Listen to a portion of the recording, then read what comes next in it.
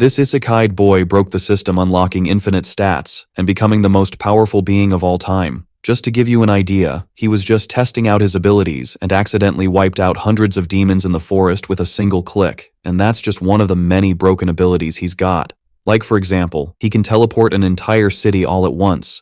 The king had rejected him as a hero, but after seeing his power, he begged him to come back to the kingdom. But now he doesn't want to be a hero anymore. His only wish is to live a peaceful life alongside his friends. He spent the rest of his life living in harmony with humans and demons all together, because he was the only one who believed it was possible, and anyone who tried to mess with his peace was easily defeated with his hidden power. But before we get to that point, let's understand how he ended up in this world. Everything begins when the hero candidate number 198 is summoned. A woman with a wolf-like face welcomes Delaza to the kingdom of Cryrode. The young man appears confused in front of several elders and questions where he is and what place that is. Before appearing there, Delaza was in a trading area working. The strange servant grabs the young man's arm and takes him, saying that the next hero candidate will be summoned soon. Then, she takes Delaza to a crystal ball that will measure his ability. The MC tries to explain that he is just an ordinary merchant, and the wolf girl says he might have a hidden latent power. Through the window, she shows the boy the magical nation of Cryrode. He is completely amazed by that place. It is definitely a world different from his. The servant explains that they have fought a long battle against the demon army. Now, to avoid destruction, Cryrode is looking for a hero from another world capable of defeating the demons and stopping the invasion. Seeing her hope, Delaza says he doesn't understand anything about that and asks if it wouldn't be easier to call someone strong to be the hero. The boy enters a room full of hooded people. In the center, a man calls him to touch the crystal ball. For those who come from another world, divine blessings are given. These blessings grant special abilities to these people, things that no one could obtain. The moment of revelation is thrilling, but the boy's status window ends up being disappointing. The servant is shocked because he did not have a divine revelation. Those abilities are standard for an adult man. Everyone is in shock, and some even wish to remove the worm from there to look for another hero. On the other side, a woman is kneeling and says she has found a man capable of being the legendary hero. A boy with an arrogant face is there with his status window. His levels are very high, and he acknowledges that he was chosen as the hero to save that world. Everyone starts to fawn over that guy.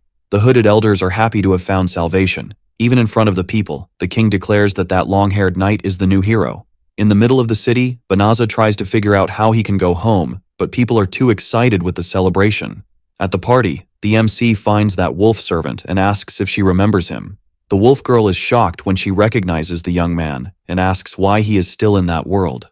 The truth is that summoning a hero is quite difficult, and if the portal were still open, he would be able to return. However, the portal has already closed, and it is practically impossible for the same gate to be opened for him to go back to his original world. Delaza is in complete shock because he cannot go home. The boy cannot be a hero, and for that reason, he was kicked out of the castle, but he received special permission to stay in that world.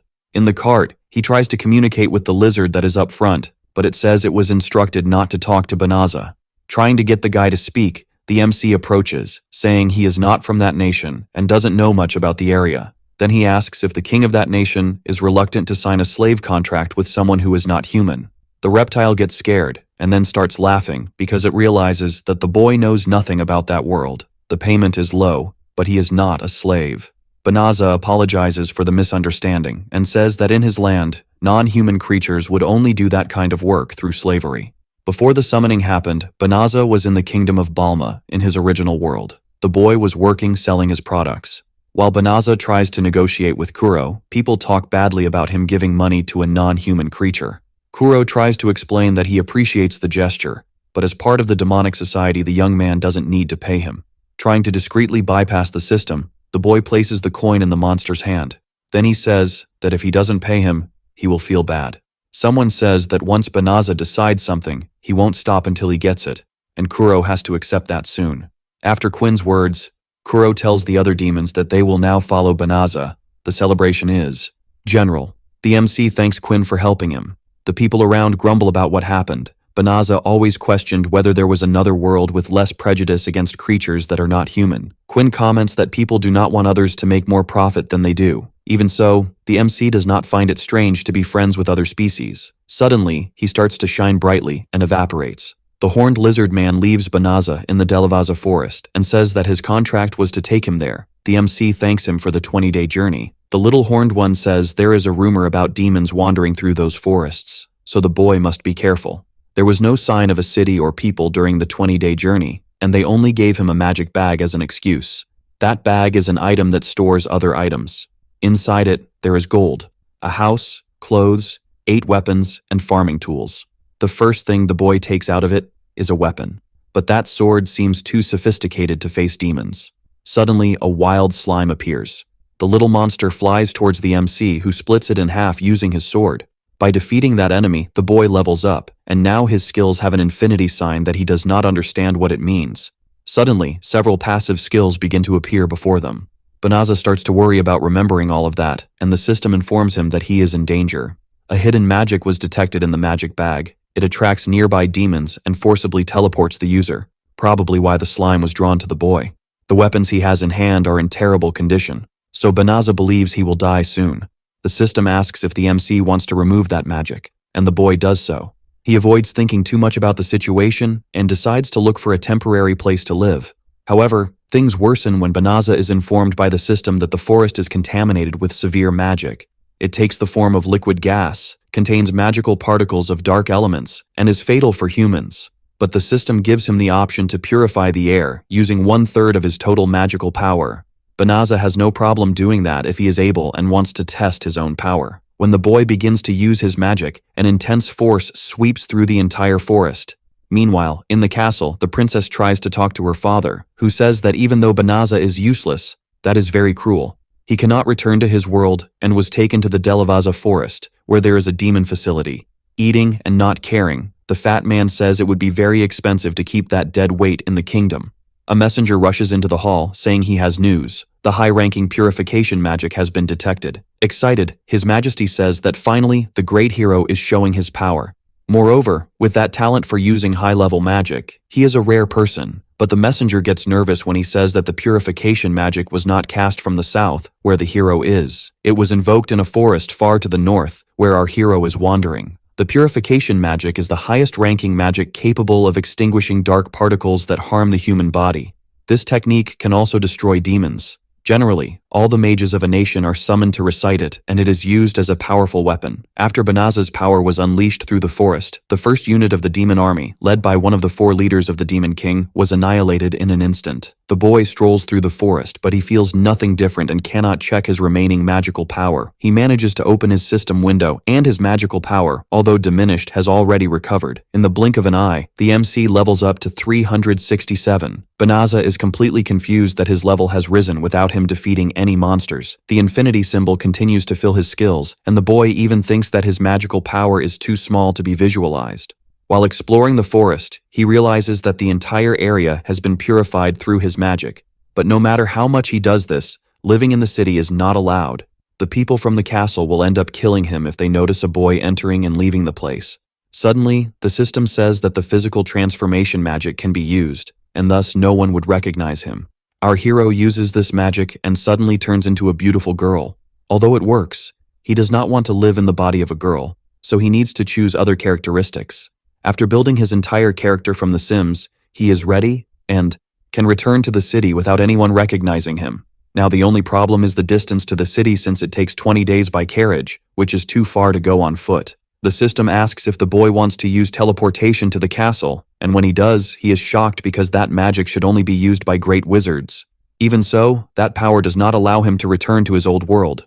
Now he intends to find a way to earn money and wonders if there are guilds in that world. He doesn't know anyone there, and it's only possible to join the merchant guild if you have connections. Delaza concludes that he should take a job as pest control or escort, and the system directs the boy to the Adventurers Association of Cry Road Castle. When he arrives at the reception, the girl at the counter says that the adventurer's ranking is determined by their performance. As you increase your ranking, you can take on more difficult missions. He can take missions without joining a guild, but if he creates a registration, he will have access to treatment for injuries by the wizards, albeit with his reward reduced.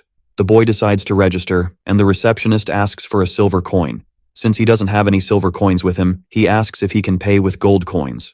The registration information will be addressed to the plaque the boy received, and he must always return there to update when he completes a mission. The friendly receptionist asks how she should register the MC's name. He reflects that if he keeps the name Delaza, they might recognize him. so he registers as Furio. Only later does he realize that he registered with the name of his old dog.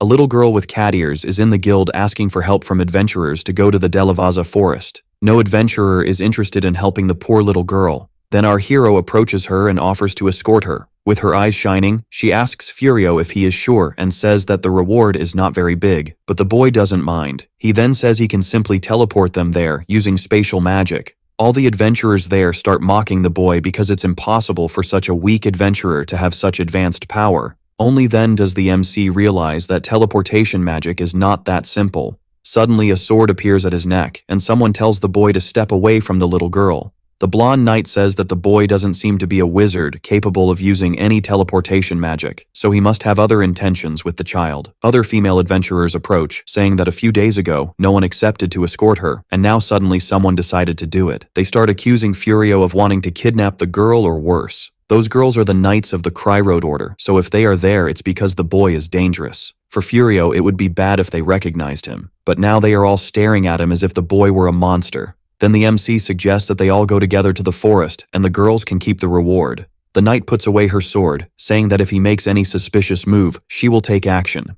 The group goes to an alley where no one can see what they are doing. They doubt that the boy is capable of using such magic, but in a flash, he teleports them all to the forest. The mage of the group is in shock and says that only high-ranking wizards can do that, but Furio tries to say that he is just a normal adventurer with special power. The captain of the group apologizes for judging the boy wrong, and the little girl approaches the forest indignantly. She asks why all the demonic particles that were there disappeared, and Furio starts to try to answer, but he is interrupted by the system, which informs him that it is dangerous to talk about his purification magic with someone of the demonic race. Then the system informs that the girl is a demon using human transformation magic. The knight asks Furio to excuse her and step back. The group points their weapons at the little girl. It is time for the little girl to reveal her true identity. Because of suspicion, she decides to go to the forest that was full of demons. The MC is shocked that the girls already knew about the little girl. The knight says that Cry Road Castle received a report from the Adventurers Association that some days ago, someone suspicious was recruiting people to go to the forest. The demon finally reveals herself, saying that the knight is very reckless and they will regret the decision they made. That giant, demonized wolf is the younger sister of one of the 4 leaders of the Demon King,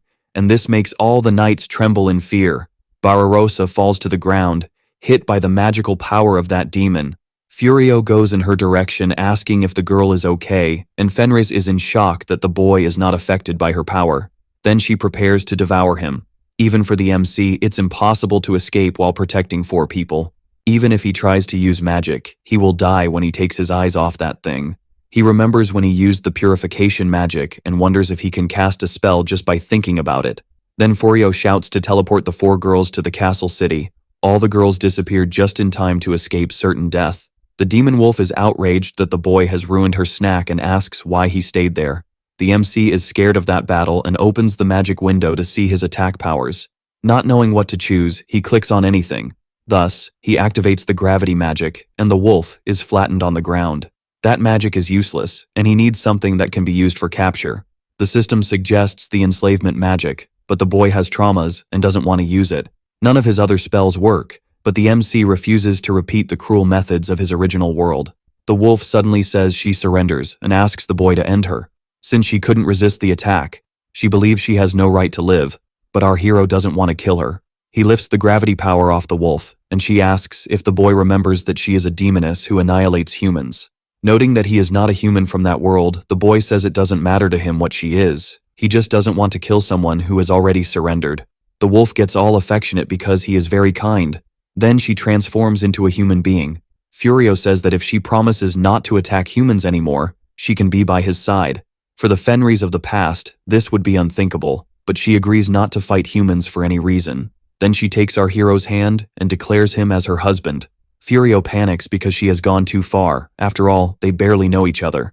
Indignant, the girl says that for wolves, there is a law that makes it clear that you must have a husband if you want to gain experience. Fenris pleads with the boy to let her be by his side as his maid or slave, but that frightens the MC, and he does not accept the girl's feelings. In light of this, she thinks there is no other option but to take her own life. In complete panic, Furio says she can follow him, but she must not try to do anything stupid. Now our hero doesn't know what to do with that situation and has no way to turn back. Suddenly, Fenris faints, and the system informs that the state of sleep was forcibly applied due to magical exhaustion. The boy sets up a kind of camp in front of the forest, and when Fenris wakes up startled, she sees him in front of the campfire. Then she remembers that she lost during the battle and couldn't resist the boy's magic. She thought humans were a serene and weak tribe. Fenris realizes that her magical power has been completely restored and leaves her tent, going to Furio, calling him her husband. The girl is much better since he used restorative magic on her while she slept. Now the MC wants to discuss her calling him husband because he feels uneasy about them being together from then on. The stallion asks if the girl wants to be his wife, and she is shocked. Then he tries to change the subject, but the girl excitedly agrees. She wants to be seen as a woman beside a strong husband and become as strong as he is. Before anything else, Furio decides to show her that he is not a human from that world, and that he had to change his appearance because he was being pursued in the castle. The hero explains that he was summoned as a candidate for hero but was disqualified and could not return to his world. Now he doesn't know what to do or where to go, and she doesn't need to follow him under those circumstances. The little wolf is shocked that he is so powerful and is still saying those things. To her, Furio is not someone to be left aside. Holding the boy's hand, she says that no matter who he is or what he does, she will live with him forever and be his wife. When he asks if she is sure, the girl says yes. Very excited. Meanwhile, in the Cryroad Castle in the northern region near the forest, several soldiers are being attacked. They shout for their hero to help them, but the oddball has no idea what to do, and is about to die in that world. Eventually, the hero returns to the throne room, and the king asks how things went. According to the knight's report, there was a demon in the forest that was part of the Demon King's army, and they sent 10,000 soldiers to deal with that enemy. However, they were completely massacred by a simple monster. The hero approaches, saying that regardless of that incident, he wants to ask the king something. With an indignant look, the boy says that it was the soldiers' fault for wetting their pants when they saw the demon. The hero leaves the hall, whining. The king asks a soldier how the hero performed on the battlefield. That boy tried to lead the soldiers from the rear, and the more monsters appeared and approached, the further back he went. He lacks the courage of legendary heroes. The king is worried because he has already been accepted as the hero of that nation, and now he can only wait for the boy to level up quickly. Meanwhile, the blonde boy storms out of the palace, upset because he trained hard over the last month, but his status isn't rising. If things continue this way, humans will always be weaker than monsters. He notices that it's quite convenient for the people of that world to say that the guy should do everything because he is the hero, and now he regrets accepting the role. A girl is happy to meet the hero, and the boy takes the opportunity to use her services. Meanwhile, at the Adventurers Guild, Fenris observes that the human race has a lot of interesting information and things. After deciding to be with Fenris, Furio took her out to explore the city, but eventually, they needed to go to the guild to look for work. The little wolf girl is excited that they will use matching tags. In her race, before a wedding, the two must hunt a prey and suck a part of its bones. This is the wedding ceremony. Furio hopes he won't have to do such a thing, and the receptionist asks how Fenris wants to register her name. The girl almost reveals her true name, but the MC asks to register her as Rise. It's dangerous for her to use her real name there because people who know her might be in that city. To make everything less complicated, he wants her to get used to the human lifestyle in that city, but they must do it slowly. Someone shouts that there is an emergency mission because a horde of crazed wild bears has been sighted in the north of the city. There is no ranking stipulation for that mission, and everyone is gossiping about the rumor that the hero's army lost to that horde. Fenris asks what they mean by the hero's army, and the boy explains that it is the army they saw some time ago heading toward the forest. The girl says that if the army was led by that hero they saw before, then it wasn't a surprising outcome. In human terms, he may be strong, but not enough to fight against demons. Furio reflects a bit that it would be a good chance to earn money by taking on this mission, but he doesn't plan to proceed with it. Indignant, Fenris says that if it were her husband, that horde wouldn't stand a chance. The MC still hasn't realized the truth and thinks that if the hero couldn't defeat them, he won't be able to either. However, his wife insists quite a bit, and he ends up agreeing to go along. The couple goes to a weapon shop, and Fenris tries to explain that she doesn't need one, but the MC prefers to be cautious. A big jerk approaches, saying that the duo doesn't stand a chance and will become bear food. The demon wolf girl gets furious, but the boy doesn't let her attack them. Later, the girl asks why the MC allows them to do as they please, and Furio says that they haven't made a significant contribution as adventurers yet. Then our hero asks the girl to give him her hand and puts a ring on it. He explains that in his world, it's common to put rings on when getting married. and since she seemed to want a ceremony, he thought it might please her that way. Using teleportation, they arrive where the apparitions occurred, and Fenris is excited, thinking she can even defeat the Demon King with that ring. The MC is happy not to have to use a carriage to get so far, and wonders if he will have to eat the bones of the wolves hunted with Fenris. The couple hears screams, and when they look, the group of royal knights is there, getting beaten by the enemies. Seeing the same girls as before, Furio becomes worried and reflects on whether they should help, but his wife thinks it's better not to. Barbarossa is trying her best to protect her team and asks Blossom to stay behind her. She shouts for help from her other companions, but the two are also unable to fight. At that moment, there's no way and they are going to die. Suddenly, a lightning attack hits those huge bears, leaving them confused about what happened. Even Fenris appears, taking down a bear, saying that her husband is very kind. They manage to take out all the monsters at once. Furio approaches the girls, who are very happy to see him. Barbarossa says she felt he had survived even while facing that monster. They are all very grateful to the young man for helping them, but now they want to know who Fenris is. The MC is afraid of how the knights might react, knowing Fenris's true identity, and then says she is his travel companion. The wolf demoness is indignant that he didn't introduce her as his wife. From behind the bush comes another giant bear, but as soon as it sees Fenris's deadly gaze, it throws itself on the ground with its belly up, apparently surrendering to her. The couple is excited to use that bear as a pet. If they can have a bear that even defeated the hero accompany them, it would be great because they would become stronger. Then, Furio uses his behavioral control power, but he worries about having a bear following him, so he transforms that creature into a little horned bunny. Although it turned out a bit small, it's easier to transport it back and forth. The couple decides to name that little bear, now a rabbit, Sabia. Watching the couple, Barbarossa wonders who those two are and how they have so much power, then says she wants to introduce herself again. She says she is the knight who serves Cryrode day and night to rebuild her family's home. The short-haired one introduces herself as Blossom, the archer is named Borelli, and the mage is named Bolano Barbarossa, says she has a somewhat strange request for the young man, and asks if he would be willing to lead her into battle. The hero led a military force, but the bears decimated his fleet. After that, he said he wouldn't go into battle again until there were strong enough warriors. After that happened, the king was outraged and ordered the knights to evolve their power until they could defeat a frenzied bear. The problem is that a beast like a frenzied bear is an enemy that even a high-level knight cannot easily defeat. Barbarossa admits that they are still novices at this, and even together they remain too weak, so they want the young man to lend them his strength. The MC is an idiot and thinks he has no skill or strength to lead anyone. Meanwhile, his wife is dying of jealousy. He says that Rice wouldn't like the idea of traveling with other women even if they are knights, and he wants to please her. Barbarossa is shocked to see that the young man is married. Considering this situation, it's reckless for them to approach him that way. Although the MC feels bad for them, he still has no idea how to use his own magic, but his wife says he should help those girls. The little demoness knows he is a kind and wonderful person who doesn't abandon the poor souls. Rice wants to take the opportunity to learn alongside the others. Since the boy wouldn't want to betray their expectations of him, he agrees to help, even working as a team. There are many circumstances that cannot be predicted. They need to do everything to continue living in that world. In the castle, news arrives that the guild has a very strong adventurer who managed to defeat dozens of bears and brought them to the city. Since they found a warrior strong enough, it's time for the hero to return to the battlefield. Meanwhile, in the demon territory, inside the demon lord's castle, a cat speaks about the purification magic that suddenly hit the demons.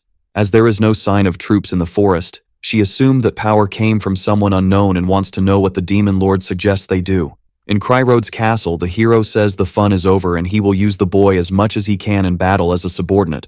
The Demon Lord's response to that situation is to request that they capture the MC and do everything possible to find him.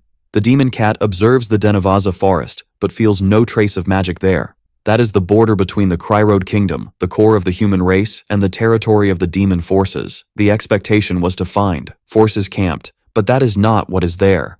Apparently, the demons that were there have indeed been eliminated. The cat wonders what kind of person would be capable of doing that. Meanwhile, in Cryrode territory, in the forest to the north, the MC prepares to assess the girls' abilities. He wants to see them fighting against a bear first. Barbarossa prepares to attack, but the bear manages to disarm her in moments. The monster starts chasing the knight who runs away in despair when Blossom appears and tries to hit the creature. Witch Bolano uses defensive magic to protect her companion. Meanwhile, Archer Borelli hits the bear but fails to penetrate it with her arrows. Witch Bolano's defensive power runs out because she is out of mana. Now Barbarossa and Blossom are running like crazy from the bear.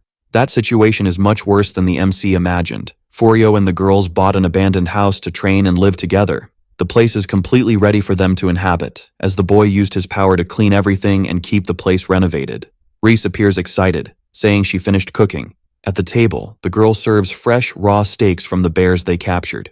The little girl is very excited, saying that today is a festive day, and therefore everyone is entitled to 2 big steaks. Furio tries to explain to Rice that humans usually don't eat raw things. Getting up from the table, our hero says he will do that, and Borelli offers to help.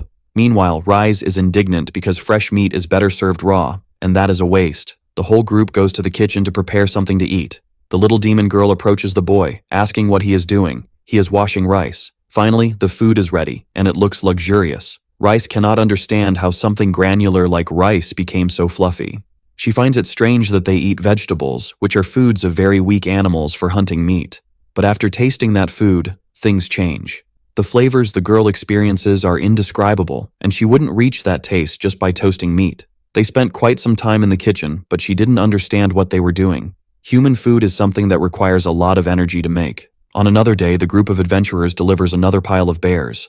Rice tells her husband that she would like to take a walk in the city while he resolves bureaucratic and financial matters. The MC asks if the girl wants company, but she says it's a personal matter. A woman calls Furio to enter her office for a private conversation, so he tells Rice that he will be there waiting for her when she returns. The girl reflects that she needs to pull herself together.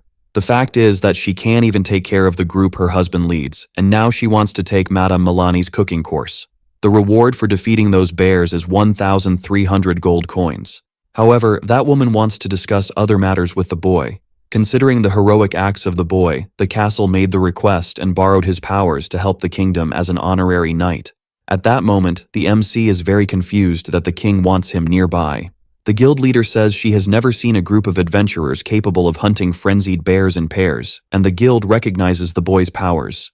Appealing to emotions, she asks the boy to lend his powers for the good of the world. The feeling the MC has is that if he were from that world, he wouldn't need to convince anyone of anything. He thinks about that hero who was declared the savior of the homeland and says he has no interest in serving him. When Furio leaves, his fiancée is waiting and asks if it took that long to price the bears. Looking at her, the girl is exhausted. Seeing that scene, the boy goes into a panic and starts trying to heal her. The truth is that the girl was a disaster trying to learn to cook. But she did everything for her husband and decided not to give in to something as simple as human cooking.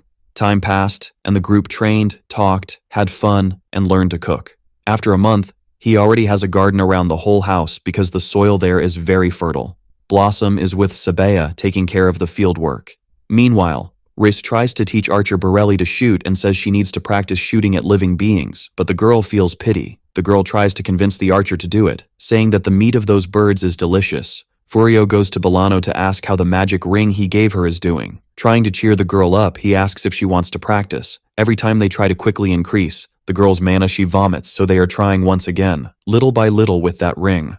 Before leaving, our hero tells her to wear that ring and only take it off when she feels unwell. The girl does this and notices Rice eavesdropping behind the tree, full of jealousy. Meanwhile, Barbarossa is being attacked by a monstrous giant caterpillar. In a matter of seconds, Rice goes there and solves the problem, telling Barbarossa to stop acting like a damsel in distress, since she can easily eliminate that monster. Clearly, they have formed a much better team than at the beginning, although it's not that amazing, but it seems those girls don't like to fight. The MC wonders if they are really continuing that training because of them and calls the girls to go home to prepare dinner. Rice approaches him and asks if she can cook that night. At first, the boy is hesitant, but when the food is served, it looks delicious. Everyone delights in it, and Furio asks how she learned to cook. The demon wolf says she took a cooking course and didn't understand things well at first, but now it's different. Instead of getting stronger, she prefers the pleasure of slowly increasing the number of things she is capable of doing. The demon cat watches indignantly from the window that Fenris is surrounded by humans. Eventually, Rice manages to bring the cat inside the house, and all the warriors there are shocked. The wolf introduces the Hellcat as Ulamino, her former co-worker. As the girls hide, the couple serves cookies and tea to the possessed cat. Ulamino can't believe a human is welcoming a demon and wonders what he plans. With a dark look, Reese asks if Ulamino suspects that the tea and cookies her husband served are poisoned. The cat is terrified and says she will savor everything with gratitude. That murderous intent is the same as when she caught her spying, and that girl is definitely Fenris. But comparing her to her version from when she was in the demon army, It's hard to know what led her to change so much. Moreover, it's very strange for a human to be involved with her. Although there are 2 demons in the room, he appears to be relaxed. Additionally, Ulamino also can't assess the boy's status even with her evaluation skills. This is the kind of thing that has never happened before, even when she assessed the demon lord. Then the Hellcat notices that the forest is quite clean, without any monsters. The MC ends up confessing unintentionally that the purification magic he used worked perfectly. At that moment, the cat realizes who that boy is and asks why Fenris is following him despite everything that happened. Pointing at Furio, Ulamino says he is the one who killed the wolf's brother along with his entire army. The MC had no idea about that and starts to get worried. The Hellcat begins to scream that the girl's brother has passed away, and she tells Ulamino to shut up. Her brother was a warrior of the wolf race and was killed by a devastating power, so he probably wouldn't hold a grudge about it. Furio had no idea that Rice knew what he had done, and she says she figured it out due to the conditions of the forest. As the boy starts to panic, she says they are in the middle of a war, and mourning the dead is dishonoring the warriors. Moreover, despite people labeling her brother as one of the 4 generals of the Demon King's army, it was his fault for being so useless. Therefore, it's not something the MC needs to worry about. The boy says he understands and controls his emotions. The Hellcat reflects that if that man is the target and asks if our hero could not enter a fight with her. Ulamino is curious to see Furio's power since he managed to defeat even Fenris. Before the boy could respond, Rice shouts for him not to do that because if she is asking for a battle, she plans to kill him. The 2 demons start arguing at the table while the Knightuses discover that Furio defeated a member of the Demon King's army and that his wife is a demon. They all faint because that situation is very strange. Later, a friendly battle is about to take place. Ulamino's first attack is Venomous Claw, and she plans to distract him with that while conjuring a deadly poison spell underneath. Using his cancellation power, Furio manages to nullify both attacks at once. The demon cat can no longer move her body, and the MC says he accepted the battle and will accept whatever happens during it, but he won't forgive anyone who involves Rice in this. In the end, the possessed cat is defeated. That guy is very dangerous, and now all that's left is to escape to report everything to the Demon Lord. A few days pass, and the soldiers are back in front of the MC's house to convince him to join the army, but he refuses. Those knights are very persistent and have already been there several times that month. Rice says he can ignore the fact that she is a demon and join them by accepting the invitation, but the boy is not interested. Moreover, her power is too strong and could end up complicating things and causing bigger problems. The MC's wife says that his simplicity is admirable. However, for the humans who rejected him, it is a great loss. Someone shouts from the sky, and upon looking, it is the demon cat. To hit him this time, she brought with her the elite squad of the Demon King made up of dragons. That army of dragons has already been responsible for annihilating many humans in the past. Confident of victory, Ulamino asks if the boy will now surrender and declare loyalty to the Demon Lord, but he is too busy admiring seeing dragons for the first time. Rice asks if there were no dragons in his world, and the boy replies that he has even produced items using scales from those animals, but finding them was something impossible. The demon cat is outraged and shouts for them to stop talking nonsense and not underestimate the army of dragons, then launches an attack at the boy. Before being hit, Furio uses his holy magic against that dragon, which falls defeated to the ground. Ulamino is in complete shock because the strongest dragon of the squad was defeated by an enormous magic. The other dragons flee in fear of that battle. Blossom says that the boy is indeed very strong, and if she had known that was going to happen, she would have thrown her hoe to earn the title of Dragon Slayer. The MC tells her to throw the hoe now, and the girl does so. Then, he adds several modifications to the item, and makes it pierce the head of a dragon. Now, Blossom not only has the title of Dragon Slayer, but has also leveled up several times. Barbarossa asks him to do that with her, but the MC can't unless the target is in sight. Observing, the Demon Lord is outraged that he is just a common adventurer. One of Gael's subordinates says that he doesn't need to meet the boy in person because he has generals at his disposal. But the Demon Lord is not foolish and is not willing to lose anyone else's life in vain. He takes on human form because he does not plan to use violence, only to make a small interference with persuasion and human language. The group of girls is in the room celebrating their companion's new title. Barbarossa leaves, saying she will go hunt to fulfill the day's monster quota. They all feel more motivated to train and fight. Barbarossa is bitter because she also wanted that title, as it allows anyone who obtains it to be a noble. If she had succeeded, she would be able to restore her family, which has fallen into ruin. Considering that Furio is already married, she is an unlucky woman. If he could join her family, everything would return to how it was. Now the girl reflects that she still has the chance to hire him as a magical knight for her family because no matter how it will be, she just needs to bond with him. Barbarossa finds a human watching their house. Without any equipment to be in a forest full of monsters, she draws her sword and asks who he is. The demon lord says that he is actually an old friend of Furio's wife and heard that she is living there, so he decided to pay a visit. Barbarossa says that then he is a demon and states that the girl has already severed her ties with them and wants to live alongside her husband. Now she wants to know what he is doing there. Depending on the answer the creature gives, she will have to kill him. The man says that he is indeed a demon but is just passing through and will take his leave. The warrior puts away her sword and says she will leave a message for her if he wants. The man leaves saying he would like to talk about the past with her over a cup of tea, and Barbarossa approaches. The demon says his name is Gozaru. While the warrior tries to understand the meaning of that name, the MC arrives running with Rice by his side. He asks what happened, and she says that an idiot was trying to hide his name.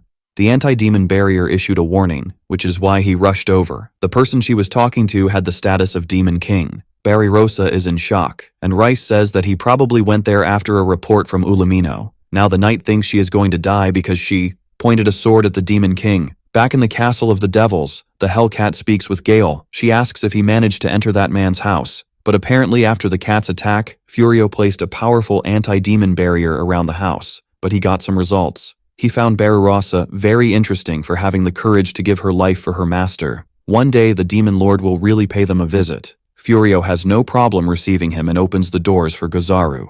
When he passes through the door of Barbarossa's room, the girl is in complete shock.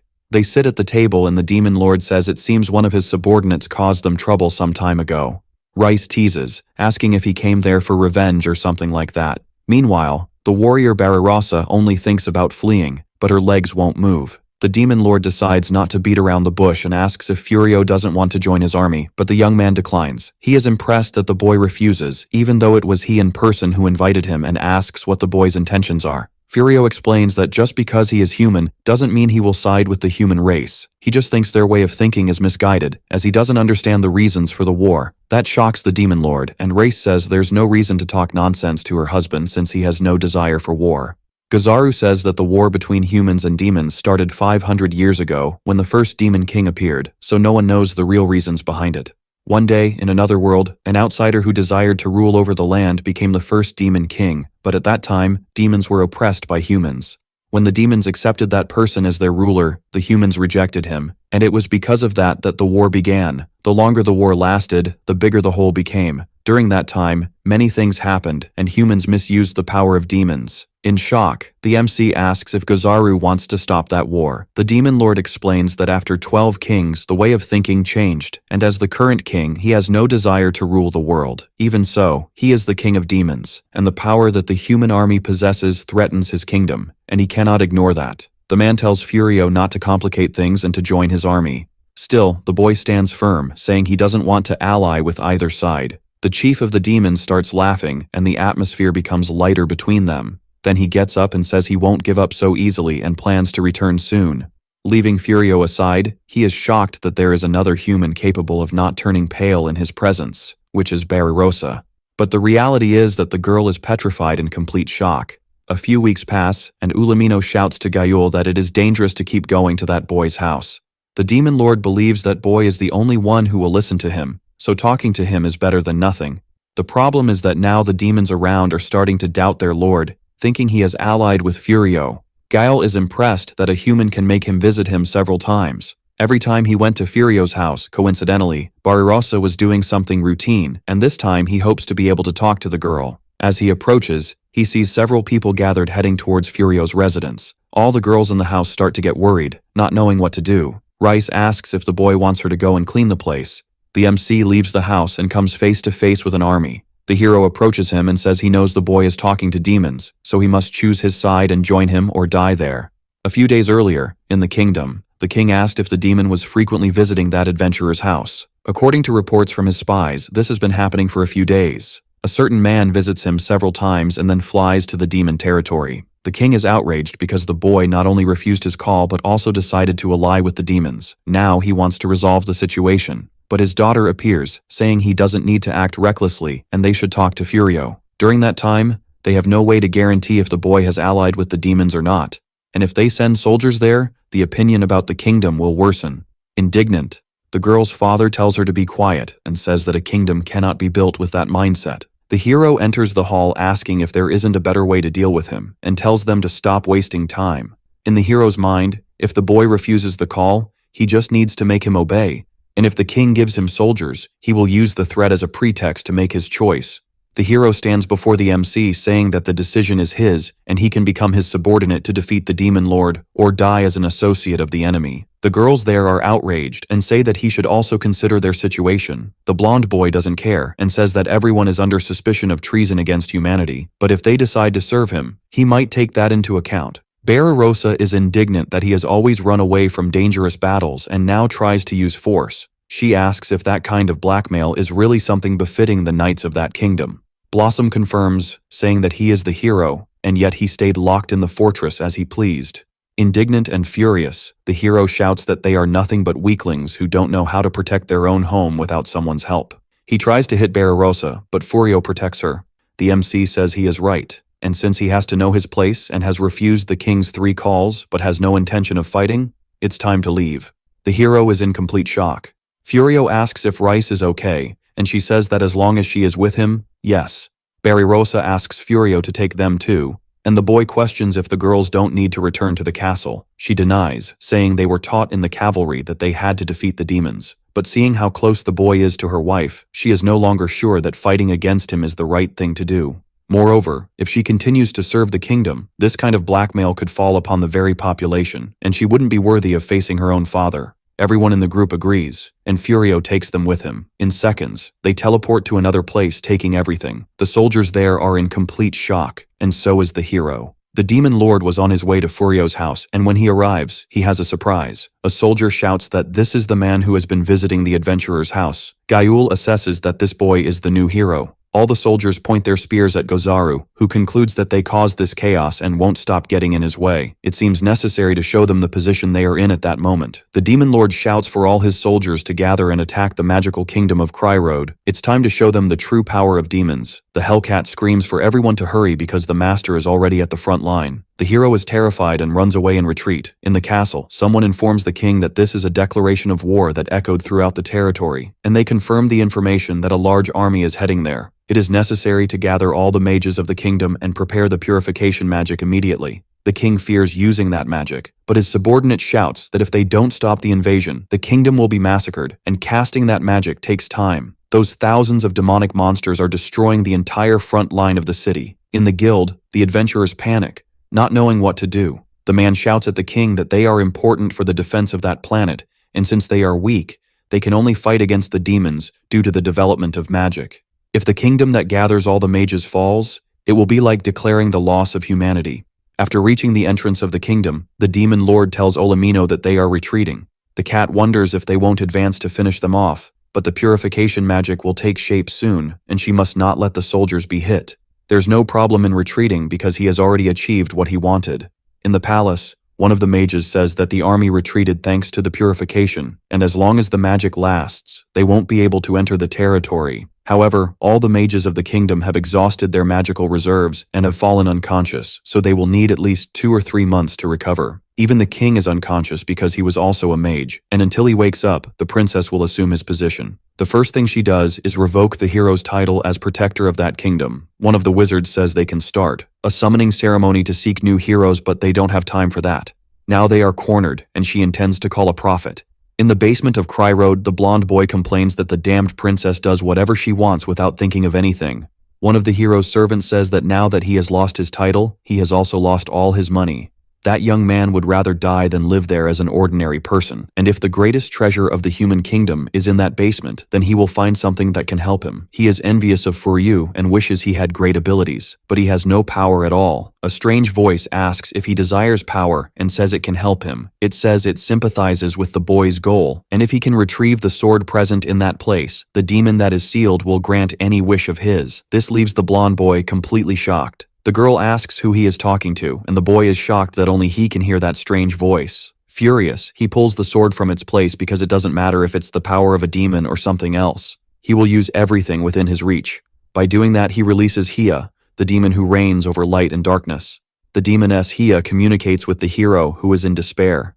She asks if he was the one who removed the sword that was holding her. The hero realizes that the demoness looks like a girl, but he has a terrible feeling of fear when looking at her. Gathering all his courage, he says that he was the hero who removed the seal. Smiling, Haya says she guarantees him 3 wishes, and the boy asks if it can be anything. Approaching, the demoness says he can ask for whatever he wants. The hero already knows well what his first wish will be. In the ceremony hall, the prophetess Asura has just arrived. The old woman observes that the situation is quite chaotic, and the princess says she hopes Asura can help her save the kingdom. For the lady, that is a rather vague request, and the princess explains that the purification magic is the only thing protecting the kingdom, and the wizards are unable to help.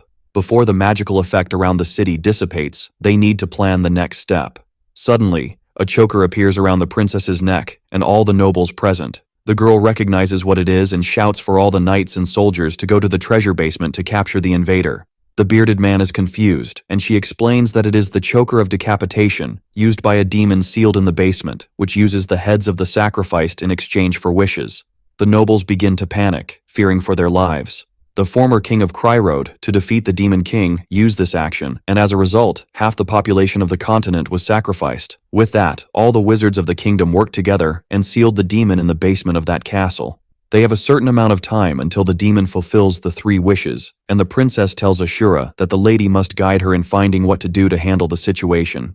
The fortune teller places her deck on the table. Then she says that she must look for the true hero and states that he will be found heading west. Everyone there is confused about this story of the true hero, and a nobleman suggests gathering soldiers and searching the nearby towns for anyone who looks like a hero. But the princess says it doesn't make sense to risk sending soldiers who are protecting the territory, and she will personally find this so-called hero. While this chaos unfolds, our hero is in the City of Exchanges, in a weapon and armor shop called Claw of Comfort. The shop owner is impressed that the boy brought him a shield made of dragon scales. Furio is happy that the man has good eyes and says it was a great choice to come there. To escape, he used teleportation magic. Acting as an adventurer would attract attention, so they are making money with the resources they obtained from previous hunts. The clerk asks Furio if he is also responsible for the large-scale sale of dragon meat in another part of the city. Then the boy says he just got lucky to find that meat along the way. The MC is visibly trying to hide his true identity, and the man notices this, then says he will buy the shield for the price he proposes. In exchange, he wants the boy to come back there with more items if he can. Furio says he will prioritize that shop, but on the condition that the man tells him whenever he learns something about monster nests and other resources. They recently moved there, so they are looking for a good source of income. Since the man gave him confidence, it would be good if he could help, and the clerk agrees. Outside, Barbarossa observes that Furio is good at everything. He defeated the dragons, used their scales to make the shield, and even struck a deal to have sources of resources. Proudly, Rice comments that her husband was a merchant in the land where he lived. The knight begins to express some kind of envy, but Rice becomes completely jealous. Barbarossa tries to explain that she just wishes a man like Furio would appear for her. The demoness says that this has already happened, with that guy Gozaru. The MC leaves the store, apologizing for the delay, while Barbarossa is in complete shock because the demon lord seems to like her. Furio thanks the knight for pointing out that store where he managed to sell the shield for a good price. His wife hugs his arm and says he seemed very comfortable negotiating. As he had thought, doing this kind of thing is best for him, not to mention that he can create magical tools with amplification magic and live off it. Rice says it would be fun to see how good the boy is at working and wishes he would take her on a date. Suddenly, the system informs that a demon is approaching. Haya reaches the boy and asks if his name is Furio. He questions what she wants. The hero's first request was for her to deal with the criminal who put him in disgrace and kill Furio. Haya's hostility is detected, and the barrier is automatically activated. But before the attack can hit the MC, his wife steps in front of him, taking the blow. As she falls to the ground, Rice tells the boy to run away. Haya mocks that she ended up missing her target. She tries to launch another attack against them, but Furio's shield protects them. The boy screams for Rice, but she remains unconscious. The demoness Haya notices that the boy's shield blocks all kinds of normal attacks, so she uses the light magic genesis, Stardust. Barbarossa screams for Furio to use healing magic on his wife, and he tries. However, the current wound is unreachable for the properties of healing magic. Haya's strike is heading towards the boy at high speed. In the end, the MC comes out unscathed from the Genesis magic, which no human is capable of using, but at that moment, Furio absorbed the magic. Our hero was weak. Since he was raised by merchants after his parents' death, he couldn't defend the outcasts of society. He gave preferential treatment only to those he knew, and this filled him with a sense of guilt that wouldn't go away. Although he often thought about how nice it would be if discrimination disappeared, he began to understand the role of slaves in the organization and got used to giving them orders. It was when he was summoned to the Cry Road Kingdom and met Rice. This girl was unwavering in putting her life at risk because of a single loss, and he couldn't just leave her alone. So he tried to create a relationship where the nature of subordination wasn't so dominant, like that of husband and wife. Unexpectedly, she was happy with the suggestion and surprised him as a kind person. However, it was his fault that she ended up alone, and that's why the boy has to take care of the girl. The role he obtained in this unknown new world is to protect her. Now the demoness is dying in his arms. Even using all the healing magic he knows, nothing can save the girl. When the MC absorbs the magic of light and darkness, Genesis, he teleports in front of the demoness immediately. She finds it interesting that even that power cannot reach him, and says that for a human to be able to use such magic, he must be quite powerful. Before Haya can advance in his reasoning, he delivers a punch to her face and the demoness flies away. She questions how he dares to challenge the being that has full control over all light and dark magic in that world, but the MC doesn't care and steps on her chest. When Haya looks into the eyes of Fury, he is completely consumed by the desire for revenge. To try to escape, the demoness uses the dark magic Genesis on the boy, but it causes him no harm. When Fury grabs Haya by the head, she observes him and notices that his status is absurd, even though he is just a human. Looking at his skill potential, she realizes that this boy is probably the hero. Without any mercy, the young man slams the demoness against the wall. Haya can't even use defensive magic. He says that this creature had the audacity to hurt his wife, so he will punish her until he is completely satisfied. Haya desperately begs for forgiveness. Behind them, Rice awakens without a scratch, thanks to Fury's healing magic, but now he is already trying to kill that demoness. The girl gets excited to see that her husband would go so far to defend her. The wolf demoness notices that Fury is fighting bravely and physically attacking that demoness. Rice remembers when the boy said he doesn't even like to fight, but for her sake, he is willing to use that power. She always thought he should show his strength for people to surrender to him, but that is wrong, and she remembers that is not how the young man thinks. Then, Rice runs towards him and hugs him, causing him to stop the attack. She apologizes for interrupting his actions, but the MC is more shocked that the girl's injuries are completely healed. She says she feels honored that he is capable of showing such fury just for her sake. For wild wolves, strength represents everything and is above anything else. Her husband is the strongest, capable of possessing such power. Even so, as he refuses to kill opponents, he decided to spare her and treated her kindly. It hurts to know that it is the reason he is abandoning his own nature. The young man touches the girl's face, wiping her tears, and asks if that is really her. Smiling, his wife says she is perfectly fine, and he hugs her happily. In the forest near the east entrance, the princess appears and apologizes to the mages for asking them to use teleportation magic, even though they haven't recovered. The mages do not feel bad for helping her, but they need to recover more. The princess realizes that the search for the true hero will certainly be a path full of tribulations when suddenly the choker disappears. She wonders if the demon failed to secure the wish and if it is possible for that creature to be defeated.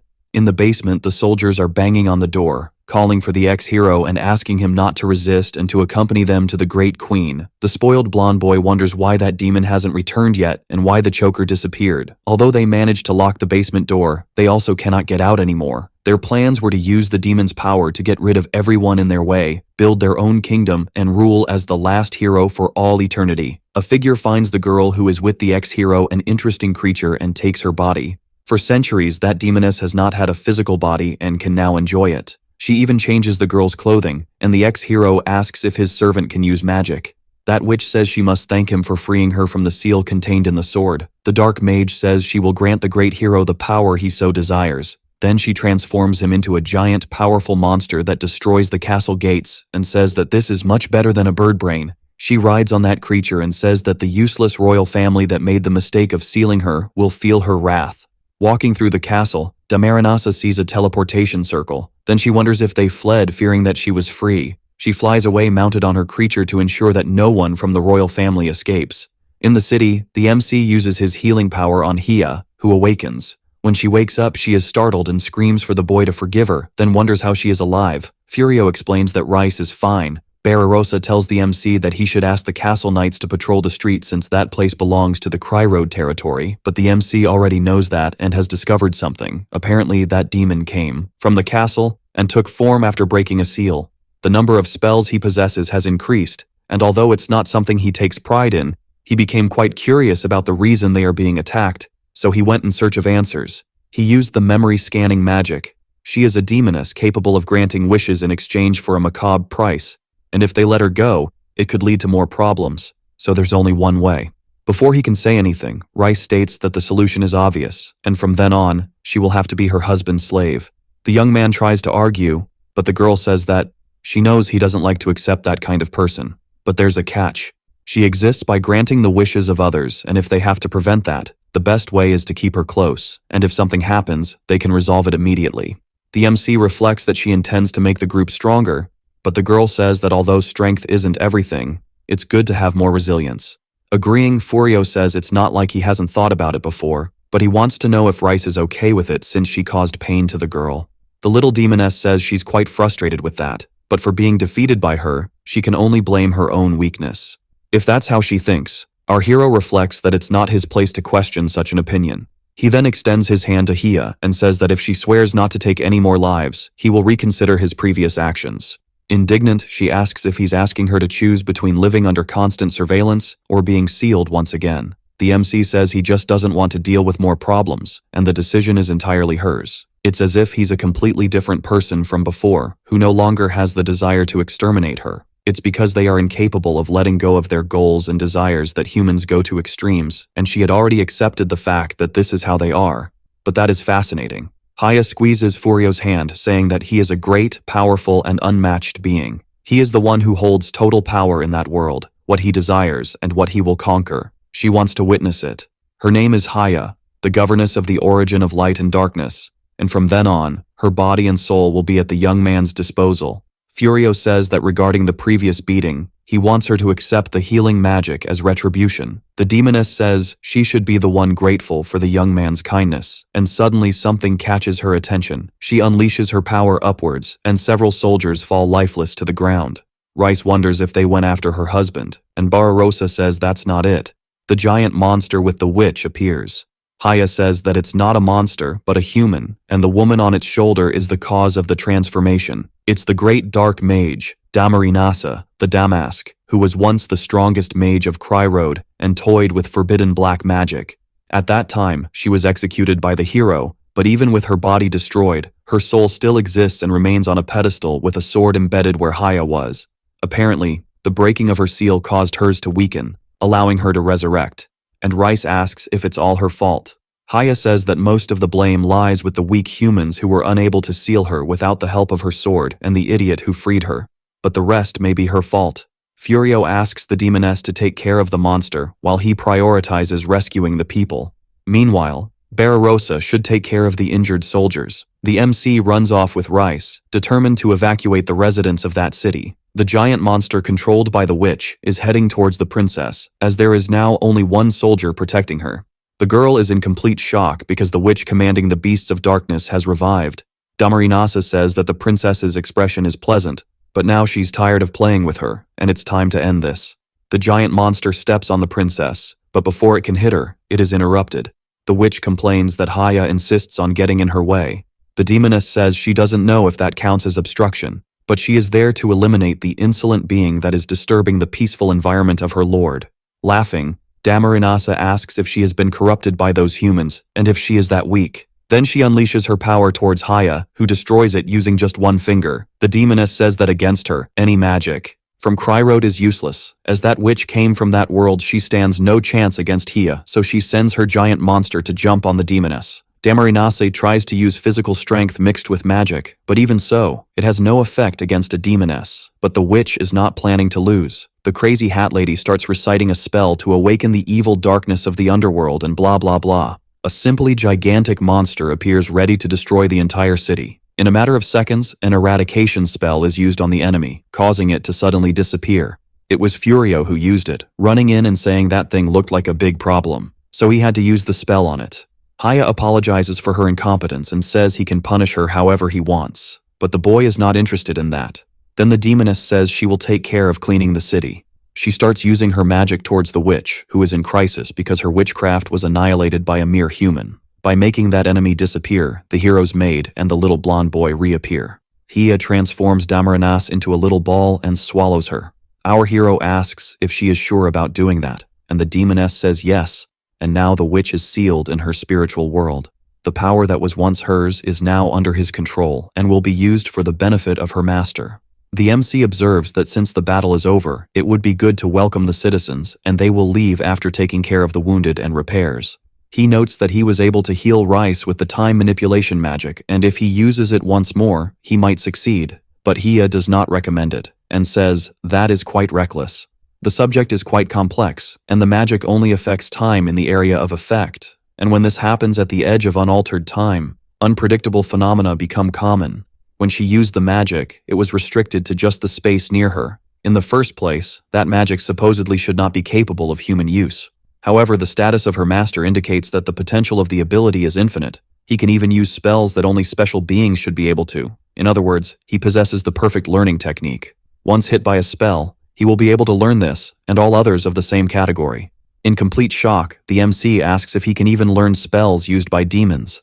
Haya explains that his physical capacity is not distinct from normal humans, but his status rises drastically to meet the demand. Because of this, he is able to cast various spells without consequences like exhaustion, and the eyes of the realm of gods will be fixed on him. But Furio says that is a scale too large that he does not want to reach, so he will not use the forbidden magic. He feels sorry for the residents because of this, but at least he will use the common restoration magic. The princess calls for the adventurer Furio. He questions if he has met her before, and Hia introduces her as the first princess of Cryroad. The girl apologizes for calling him suddenly and introduces herself as Elizabeth. She bows before the MC, saying she is very grateful for him saving that kingdom and is there to apologize for the disrespect they showed him.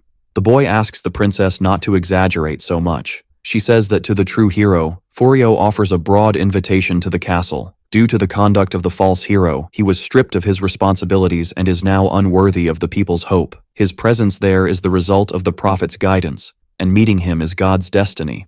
Elizabeth tries to plead with Furio for help, but he refuses, saying that such a title should be applied to someone who uses their strength for the good of humanity without hesitation.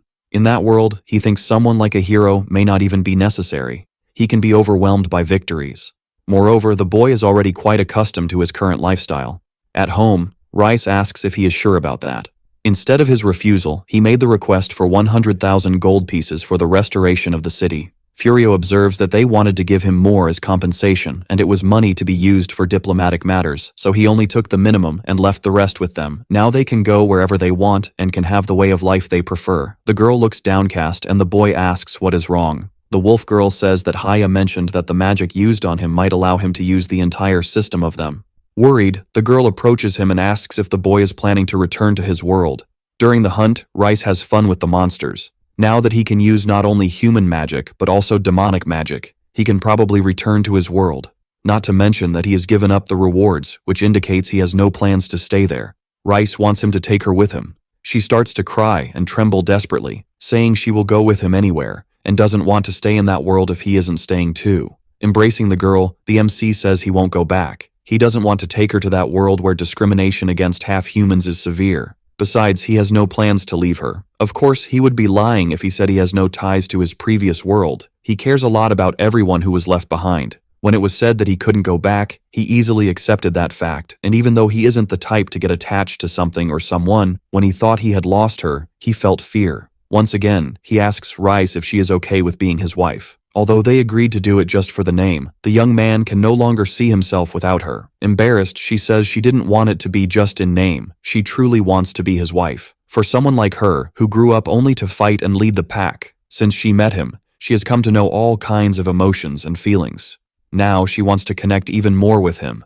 Rice says he had mentioned that after being expelled from the castle, he had to change his appearance, and now it is no longer necessary to maintain that. She asks him to be himself at least once as Banaza, but the MC says that this Furio now is his true self, who will remain in that world. His real name and appearance will just be a part of his past. The next morning, Rice wakes up in a very good mood, and Haya notices this. Seeing that the couple is doing very well, the demon says there's no need to mention that subject. The fact that her lord cannot return to his world, that was what the wolf was restless about. Even if he can use demonic magic, it will still be impossible to teleport to a specific world. Rice is in complete shock, and Furio asks if it wouldn't be possible even if he used time magic. But the demon says no. Besides Cryroad and his world, There are other spherical worlds floating around that are always in motion, so they can come closer or move away from each other. Even if he could mark his body to go back in time, the chance of his world being in the right spot for the magic is small. The MC says he understands and asks the demon not to call him Lord. In shock, Rice asks if she was spying on them last night and heard the conversation she had with her husband. Haya says yes because her goal is to keep her lord safe wherever he is. The MC shouts that from now on she is forbidden from invading others' privacy, but the demon doesn't think there's anything to hide because she lacks human common sense.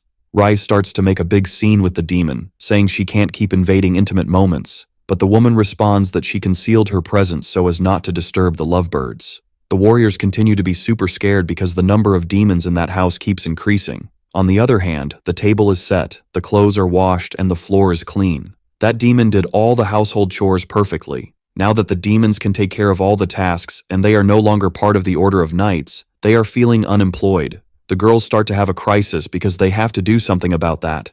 Bolano reflects in her room that she requested to leave the Order of Knights before becoming a court mage like her brother and father. There's no reason for her to become stronger, but recently she finally managed to cast a fire lance spell. Even so, she only managed that with the help of a ring, and Furio was so happy with her at that moment. The girl would like to learn more spells. She doesn't want to waste her efforts by continuing to teach her or encouraging her. For this reason, the girl decided to go to the city's magic academy. She has in hand the evaluation from a magical defense instructor. A boy with a little hat says she will have free education and can attend as many classes as she wants, in addition to being paid for teaching. They know she can only use a certain limited amount of magic, but they are not teaching the elite to become the magic knights. The students there want to improve their powers for individual purposes. Upon analyzing the girl's profile, he believes she fits in very well there. Meanwhile, at home, Blossom talks with Borelli and Sabea about Bolano becoming a teacher. Even though she is afraid of appearing in public, she is trying hard, and it's great that she got this position. Borelli observes that Barbarossa can hunt. Blossom takes care of the field, and she cannot contribute at all. Trying to lighten the mood, Blossom says she can help her in the field, but that is not enough. Someone shouts for Borelli as a monster rushes quickly in her direction. The frenzied horse begins to destroy the entire field, leaving Blossom desperate. Barbarossa concludes that even though she shouldn't kill animals without asking Furio first, that creature is completely out of control. Borelli shouts for Barbarossa not to do that yet. She tells Sabe that the horse is scared and asks the little pet to return to its rabbit form. Then, she lassos the animal. After it stirs a bit, it ends up relaxing. Realizing it is not in danger, Barbarossa is impressed with Borelli's skill in taming a monster, and the girl says she has always helped her family take care of horses. The problem now is that the garden has been completely destroyed, but Borelli is thinking about other things and asks if they can use the land around Furio's house. The warrior tries to console Blossom and replies that since Furio bought the house and the land, it is possible as long as he has the money. Very excited, the archer says she found something she can do. When the girls tell Furio the plan, the boy is confused about expanding the space. The girls thought about expanding the field to sell the surplus from the harvest and to domesticate the horses. If they use the horse for transport, they won't need to rent one every time they want to move the harvest. Plus, they can offer transport services. Rice can't believe mere humans can make a horse obey, and asks why they don't use normal animals. The girl tries to explain that buying a horse is quite expensive, and with this idea, they wouldn't need to kill the monsters anymore. The MC asks how large an area they will need and says he can manage negotiations, but the warrior has already thought of everything and said that regarding payment and negotiation, they can handle that. The boy shows the contract for the land and its surroundings and says that it would cost a lot, so it's better to leave it with him. The girls start to feel depressed because the money they gathered is not enough for that. Resolving the issue, Furio says that part of that house is also included, and he can pay for it. Plus, it would be great to have them helping him take care of the land. Even so, the girls are not satisfied. So, our hero offers a 30% contract. By using the land he will acquire, they should pay with 30% of the profit they make. In this case, they just need to ensure that the business is profitable. That is decided, and the girls go to work excitedly. Watching them in the field, Reese and Furio notice they are having much more fun there than when they were training. Trying to help, the MC approaches Blossom and suggests they cultivate difficult plants in that land using magic. But the warrior is afraid to do that because they will end up depending on magic for the harvest to thrive, and they don't want to rely on the boy Haya offers to do it. She has no problem using magic in her lord's name. Blossom says vegetables are delicious when they grow in nature and are cared for with love, and she cannot trust magic conjured by a demon. The demon tries to explain that human methods are not effective and the results can change with climate changes. Even so, Blossom does not believe that means they can trust magic for everything. Bolano approaches, saying she wants to see how Haya's magic works. The girl shares that she wants it for research and is having several classes at that moment. Until then, she thought magic was only for fighting, but in reality, it can be used for any purpose. Then she asked Blossom to authorize Haya to use magic on part of the field. To reach a consensus, the MC says it would be good to produce on a small scale and let Blossom judge what she thinks of the plants that grew with magic. The girl finds herself at a dead end and concludes that, if they go this far for it, there's no way to deny it. Blossom tells Haya that, even if it's just a part, she leaves her precious land in the hands of the demon and won't forgive her if she doesn't take care of it properly. Barbarossa approaches, saying that they are amazing for managing to find a role for each of them in such a short time. The girls say they had to figure something out since they relied on her for almost everything. Barbarossa seems sad but smiles and says she aspires to be a rank B adventurer to hunt stronger creatures. While lying in bed at night, she reflects that Fenris will always take care of the strongest monsters, and she can only defeat weak ones. Now that she has lost her goal of becoming a great knight, there are no more reasons to get stronger. Suddenly, the girl wakes up in a different place, wearing strange black clothing. The Ulumino appears and gives blessings to the demon lord. Gael stands before her, smiling. To celebrate that wedding, the Demon King's army gathered all its power and brought the world under his command. Barbarossa can't believe she is at a wedding, and everyone there is celebrating. Gael says she offers the world for her beauty. The girl screams that she doesn't want the world and tries to pull away, but the demon lord approaches and says he loves her. Suddenly, she wakes up startled and breathless. She can't even believe she had such a dream. Meanwhile, soldiers search the forest for the hero's duo and his maid, who are hiding behind a small bush. They have been fleeing since they escaped from the castle, and the girl can't take it anymore. The ex-hero is indignant and blames the demon for everything. The girl says they are guilty for stealing the castle's treasury and escaping from prison, but that's not what the guy thinks. Since heroes cannot return to their original worlds, in exchange, after finishing their work and retiring, a large sum of rewards is promised. But he was generous enough to take only a magic bag with him. When the guy opens the magic bag to try to discover what's inside, he finds unlimited water and a box with something inside. Then, they find what seems to be a shovel. Damarinase stands in the middle of the darkness and asks Hia if she hasn't sucked her. The demoness replies that this is her spiritual world, and the mage is trapped there. She asks if Haya won't forgive her even if she dies, and comments that, for a demon, she is very attached to those humans. Damarinase asks why the demoness is keeping her there and what she plans to do. She says that a few days ago, her lord taught her the common sense of humans, and now she needs help with her training. The witch is confused, and the demoness throws her onto a soft mattress. Then, she explains that a few days ago, she saw her lords having a warm conversation. She could only observe, but no matter how much she saw, it didn't seem to be done with any reproductive purpose, which is quite strange. Then, some things can't be understood unless experienced for the first time. Damarinase becomes desperate and says that kind of intimacy can only exist with the person you love.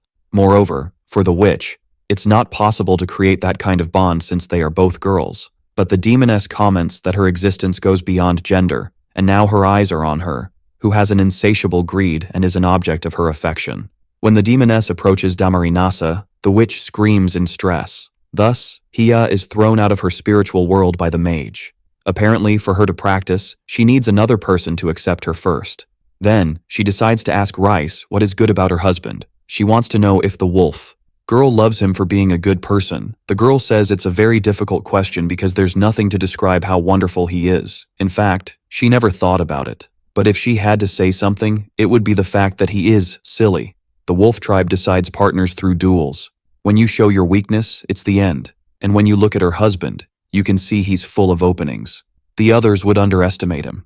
At first, she thought she should do something about it, but that changed. In the end, it's not so bad to be relaxed when you're near him. That conversation didn't help at all. Haya and the MC heard everything and were outraged that they were gossiping about him when he was right there. The boy suddenly receives a signal from his barrier around the city to repel the demons. Rice asks if it's the kind of barrier that repels anyone, and the boy says it's a weak barrier that has apparently been broken. They better keep an eye on the city. Meanwhile, in the castle, the princess discovers the truth, the gold that the adventurer Furio donated for the reconstruction of the city that was destroyed that day. A good part comes from the castle. Part of this amount is used to pay the reward for the summoned heroes after they fulfill their obligations, but most of this gold comes from another place. It comes from the man who was not sent back to his land and was wrongly exiled as punishment, the so-called Banaz.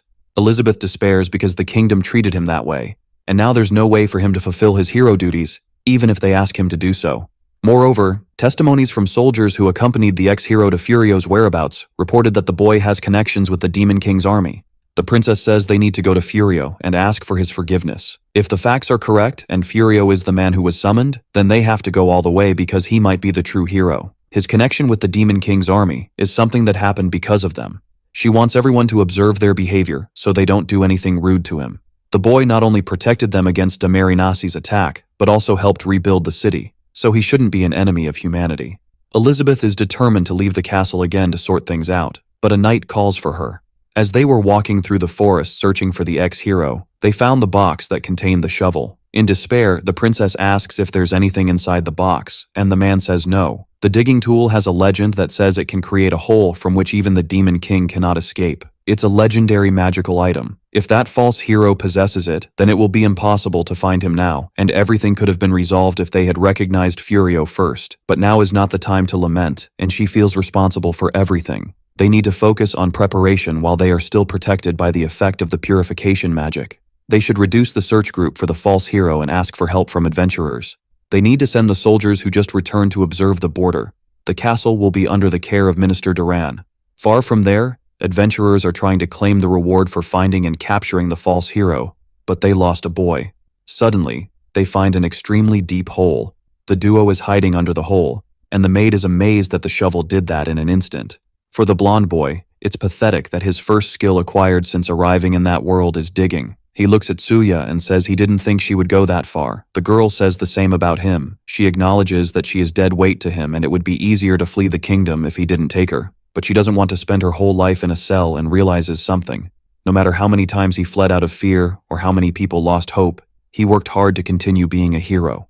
The moment he opened the cell for her, he seemed cool. Frustrated, the hero from Taubate says that now he has been stripped of his hero title and they will summon someone else in his place.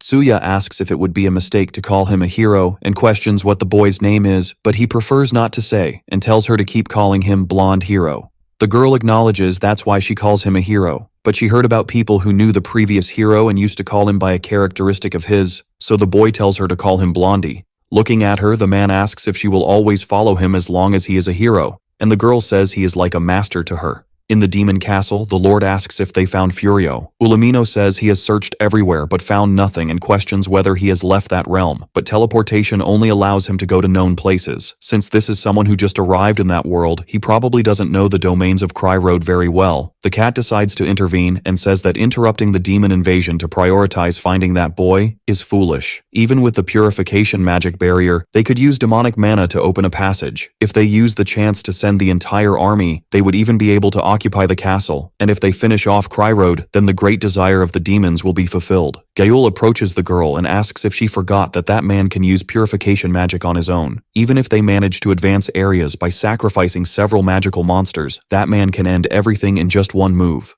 The priority is to find him. Ulamino says that this won't be convincing to the demons who are going against his leadership. The Lord apologizes to her for causing so many problems, but that won't change his plans. He doesn't want to defeat the enemy by sacrificing several demons. Hidden behind the door, a demoness hears everything and sees it as a weakness. Now she plans to report everything to the Demon King's younger brother, Uigard. Upon being informed of what is happening, Uigard freaks out and questions whether his brother has become so naive. The demoness tells him to lower his voice because they don't know if any of the spies are watching the duo. But the demon is indignant because it seems his brother is considering recruiting a human and has been leaving the castle quite a bit lately. She tries to explain that according to the information they obtained, the human is much stronger than the hero and has no affiliation with the kingdom, but the guy doesn't want to hear it. Whether he is the hero or not, he must be killed, and there is no reason to establish a relationship with him. For Uigard, the Demon King should use all his power to massacre the enemy. Now that it has come to this point, he is determined to take the throne for himself, and as the true king of demons, he will invade Cry Road immediately. The demoness says that Gayul is a very powerful demon and probably wouldn't lose but would have a tough fight against his brother. Then she presents several strategies for him to win. Uigard says he agrees and will leave everything to her as long as she doesn't speak. The reign of his older brother has come to an end, and from now on, the kingdom will be his. Meanwhile, the MC is at the Haotao market doing some shopping for the house. He became worried since his magic emitted another alert, but it seems nothing major happened, so he suggests to his wife that they eat something out. Rice already has a place in mind that was mentioned in her cooking class, and she would like to check it out. The young man agrees that it's a great idea, and they can even eat meats that are hard to find. As they walk down the street, they notice that the sign of Hardy's shop is being removed and ask what is happening.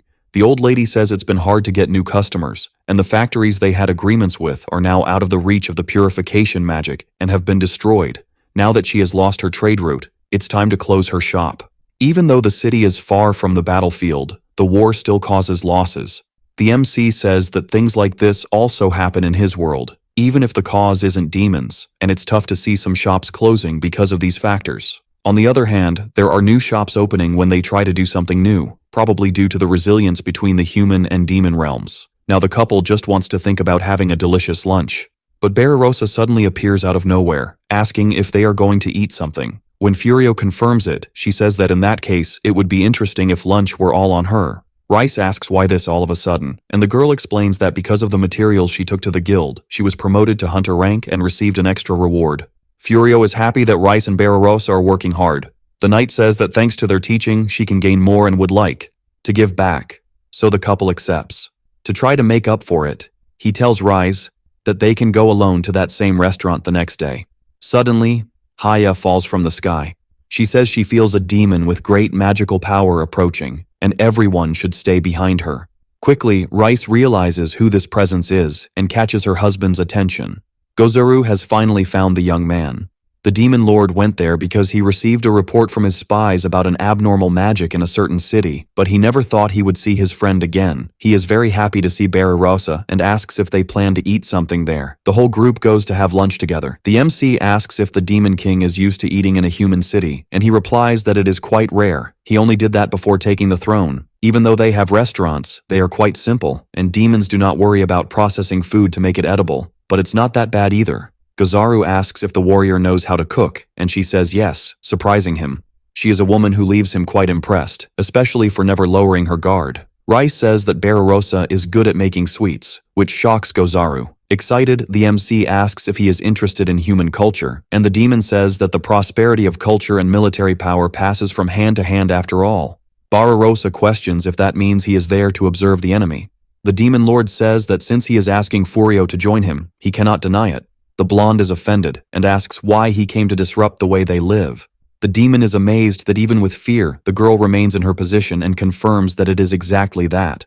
When she stands up to attack him, Gozaru asks if the girl prefers a tyrant who blindly uses violence. For humans, the existence of demons is a threat, but they do not accept people who use that reason to oppress them. As long as they do not remain united, this will be the action of those who hold power, to use people who will be sacrificed for their ideals. Furio says he felt no discomfort living with demons all this time, leaving Gozaru impressed. Including demi-humans, a significant majority can differentiate a human from a demon by the existence of magic in their bodies. The demonic aura of a demon is basically magical power for a human. Haya does not possess a demonic soul, as she was born as a humanoid weapon. The more magic the demon uses, the greater the control of the demonic aura in their body. For those outside this category, there will always be a lack of demonic aura.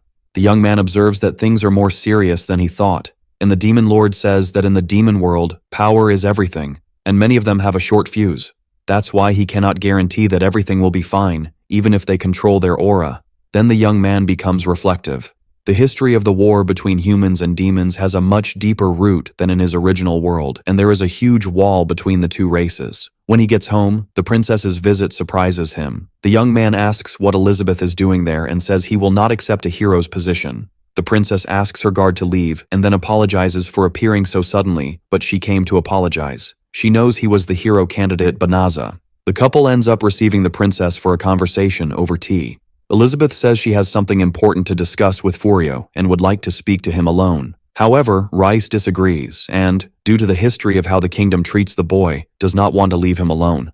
The princess understands the concern, but the young man is strong enough to even dominate demons, so there is nothing she can do against him. The MC says that everyone should leave, but Rice can stay by his side because if it's not something she can hear, then the princess can go away. The princess then stands up and kneels, apologizing on behalf of the entire kingdom for how they treated the young man. The girl is filled with guilt, but Furio says he is just an ordinary merchant and does not go by Delaza. Elizabeth asks if he will not accept her apologies, and the young man comments that there is nothing he can do about it. Now it's good to get straight to the main point. Since the princess herself came there personally, he knows her intention is not just to apologize. The girl takes out a map and hands it to the young man. It is a magical tool that shows the location of the soldiers. It shows where each commander is, who carries a magical stone. The MC asks why she is showing that secret information to him. Then Elizabeth explains that the purification magic surrounding the castle will lose its effect soon, and when that happens, the demon army will resume the invasion.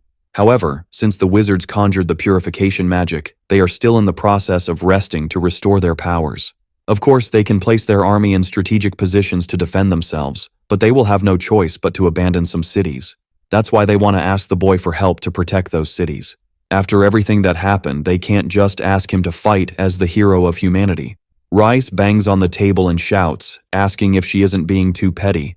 Everything they went through was because of her and her kingdom. Even though her husband hates to fight, they intend to drag the boy into war. The princess says that the defensive battle the castle faced was fought by a demon who frequented the boy's home. To her, it doesn't matter what kind of connection he has with the Demon King's army, and she even ordered that they not disturb the boy. But it's only a matter of time until the king, after regaining his magic, can wake up and send all his soldiers against Furio, and she won't be able to stop it.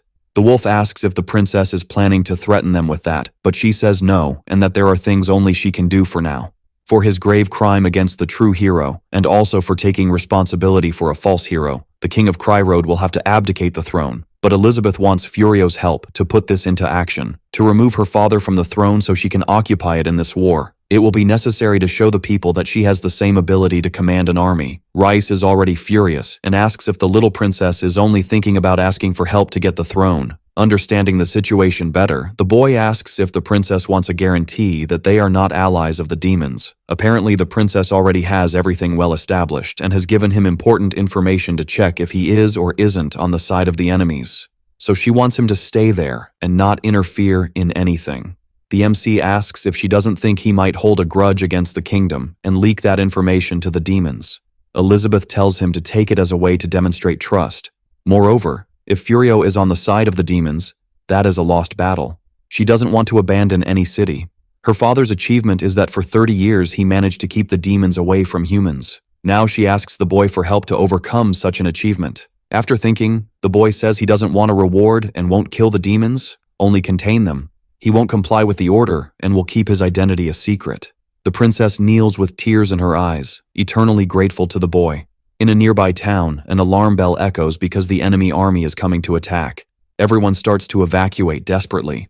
Before the enemies reach the village, the army is interrupted. The wolf thinks her husband is being too kind doing that boring job without getting anything in return.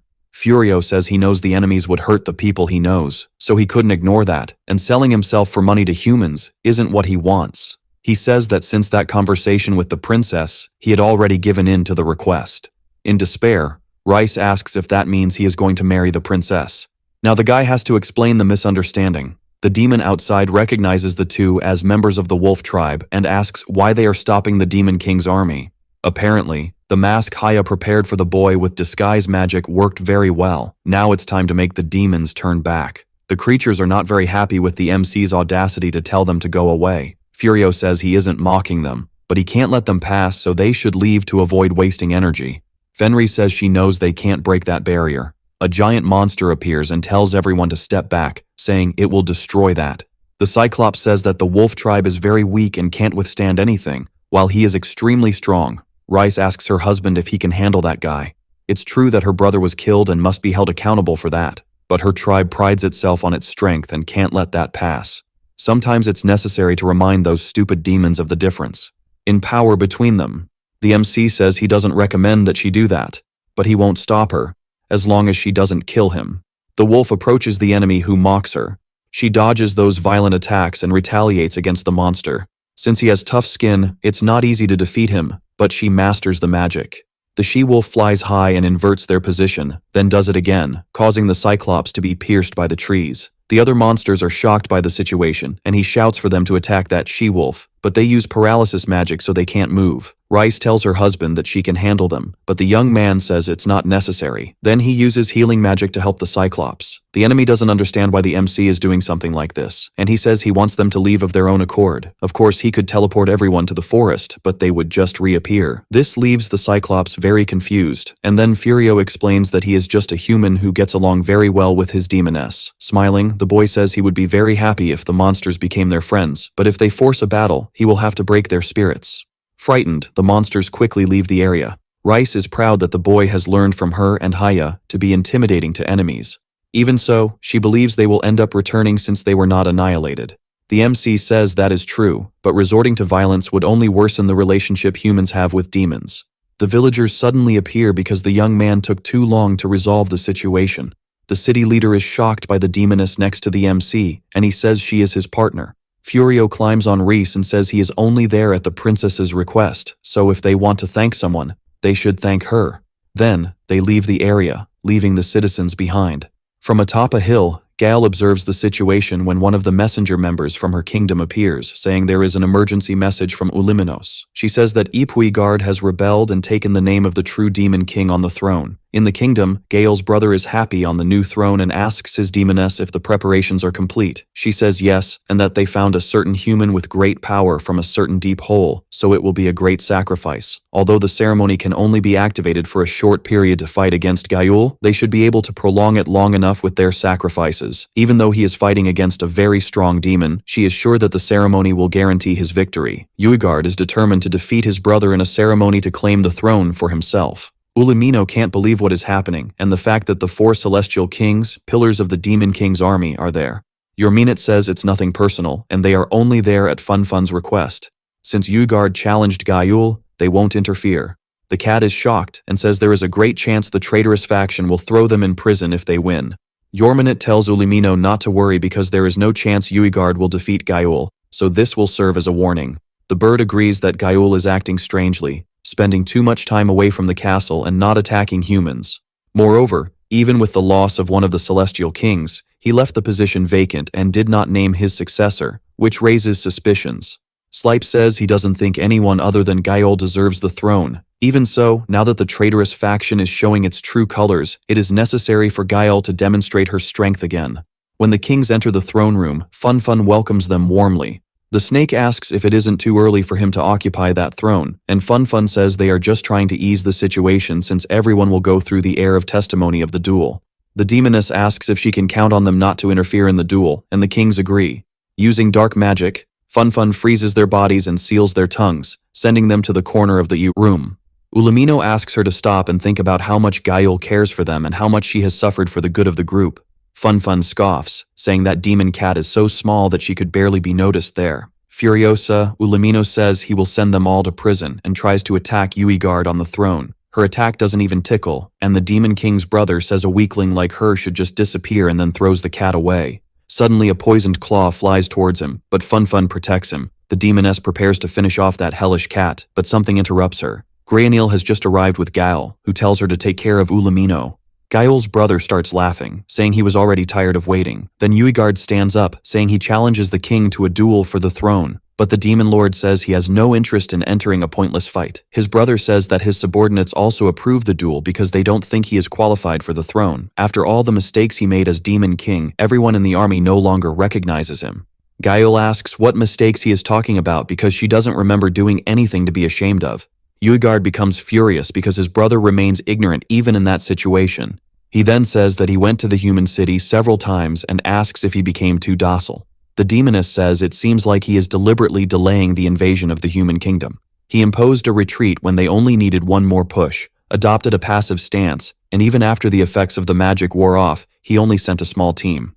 As he seems to be on the side of the humans, the army is starting to doubt him. Now he understands that the last invasion of those lands that were not in the original plan was Guard's doing. His brother says yes, since there was no reason to let the opportunity slip away. Angrily, Gaul asks the kings of the armies if they agree with that, but since they are petrified, they can't say anything. In that situation, there is no other option but a duel. Now the demon lord has no choice but to swear by the ring of the demonic mark that he will fight his brother for the throne. Then Gael begins to prophesy using that ring, and the other kings take pride in the power of that lord. But contrary to what everyone imagined, Gael renounces the throne. Without questioning, he hands the ring to his brother and says he is stepping down as the demon king. And Ugard asks if he is joking, but the demon says that if they think he is unfit for the throne, then there is no reason for him to stay there. Before leaving, Gael kicks his brother, throwing him away for what he did to Ulamino. Leaving the hall, he apologizes for causing trouble to everyone. Petrified, the kings are in shock because they didn't expect that. Meanwhile, the false hero and Suya are tied up and questioning when they will be able to get out of there. Far away, Barirosa and Sabea return from an exploration in the forest, and when they get home, they see the couple reunited. She enters the room to inform that she got a good reward, but is surprised by what she finds. Ulamino and Gael are in the room to meet Furio. They said they plan to stay there for a while, so the MC wants to count on Barirosa's help to welcome them. The warrior is scared about having to receive the demon lord and runs away. Gozaru laughs because he finds it interesting that she always acts so quickly, even though Ulamino tells him she only ran away because she is scared. Barirosa has no interest in living with the demon lord, even though he has given up the Order of Knights. After all, he is still an enemy of humanity. Her friends go to get the girl, saying they understand how she feels, but Furio asked for everyone to gather so he could say something important. The girls sit in the room with the demon lord. Gozaru shares that he is no longer the demon lord and no longer has the throne, in addition to no longer being part of the army. Everyone is in complete shock. He explains that since he abandoned his position as lord, he can no longer stay in the demon territory, but he has no human territory to go to, except for Furio's house. That's why he went there to ask for a favor as a friend and promises not to cause any harm, neither to him nor to other humans. The girls observe that there is no reason to be afraid then. Rice asks what exactly is happening, because Ulamino will probably accompany him living there, even though he is an ex-demon lord. The cat refers to the intelligence squad under Gozaru's command. When they left the army following her, the ex-demon lord gave them all the money he had. The man believes it was fair to give them that money since it was thanks to that work that the damage to the army was reduced. But Ulamino thinks that's why they say he is soft. Gozaru says he doesn't like the way the previous demon lord did things, and that's why he took his own father off the throne, so it's normal for them to do the same with him. Seeing that the demon is very calm, the dark cat concludes that he has put her in trouble as always, but Gozaru believes there is still much to do outside the army. Furio says he has no complaints about them living there, but wants to know what the girls think. Blossom says that if the two are fine, she doesn't think she can question it, especially since she also lives there as a favor. Bolano and Borelli also agree, since the demon said he wouldn't do anything scary and is a friend of Furio. Haya says she is calm about it because if something bad happens, she will become a shield. Despairing, Barirosa asks what the girls are doing and says that guy is a demon lord, and the girl next to her is one of his entourage. Gozaru observes that she is always thinking of the worst situation, which makes her extremely cautious. With a pitiful look, Rice asks if Barirosa thinks she should expel her former co-worker and also superior, even though he has nowhere to live. The MC complains, saying that his wife is not helping the situation. Even Sabia agrees that the demon can stay. In this situation, the warrior finds herself with no way out, and Rice celebrates that the group has become even stronger. After this moment, the MC takes the ex-demon lord to better understand how things work there. Furio shows all the items he collected from the monsters he hunted and says they are used to create weapons and tools, as well as for sales. Gozaru is shocked to see the scale shield, but acknowledges that it is the rule of life that the winner has rights over the loser, and they attacked the humans first. There are some demons in the army who can create armor, but it is the first time he has seen something of that quality, besides being enhanced with magic. Excited, the MC says it is all thanks to the dragon scale that, like magical ore, can store magic. The man reflects on how humans would have an advantage if the soldiers used that shield, but the MC says that it is for the exclusive use of adventurers. Ulimino and Rice are observing the situation and are shocked that a demon can talk so joyfully with a human. The cat feels conflicted seeing the demon lord having more fun than when he commanded the army. At night, Barirosa is reflective on the balcony of the house. Rice and Furio go to her with a cup of tea to ask if she is having trouble sleeping. Handing the drink to the girl, the boy says they forced her to accept the situation, but now they want to talk about it. Barirosa says she is not even in a position to give her opinion and is confused because everyone decided on the matter very quickly. The MC comments that he really likes his current life. They raise money by hunting and collecting materials, then eat food made from the garden. There are well cared for magical beasts and a dedicated magic student with her teacher. For him, living together while respecting and understanding each other is the most ideal state, but it is not so easy to do that. She says he is right, but reflects that she shouldn't be in that house. Then, she comments that she understands this in her heart and should have realized it just by seeing Rice. Even demons are not different from humans. They speak the same language, laugh at the same things, and love the same foods. She understands that demons see them as their enemies and never thought about why this happens. Even so, when she thinks about how many battles that man has caused, she simply cannot forgive him. Although she was just a knight in training who was never sent to war, she has seen more than enough, the wounded soldiers and crying over their losses. Barbarossa knows that he is not a bad demon, nor a lord, but she can't imagine living with him in the same house, and Furio says he thinks it's good she thinks that way. He believes that all humans harbor some resentment against demons, but as someone from another world, he doesn't feel anything like Rice, who is a demon. Therefore, this feeling is something important from his point of view. Moreover, he is sure that the Lord didn't come there just because he is having problems. The warrior is shocked, and Rice says that probably Gozaru is there to protect the house as well.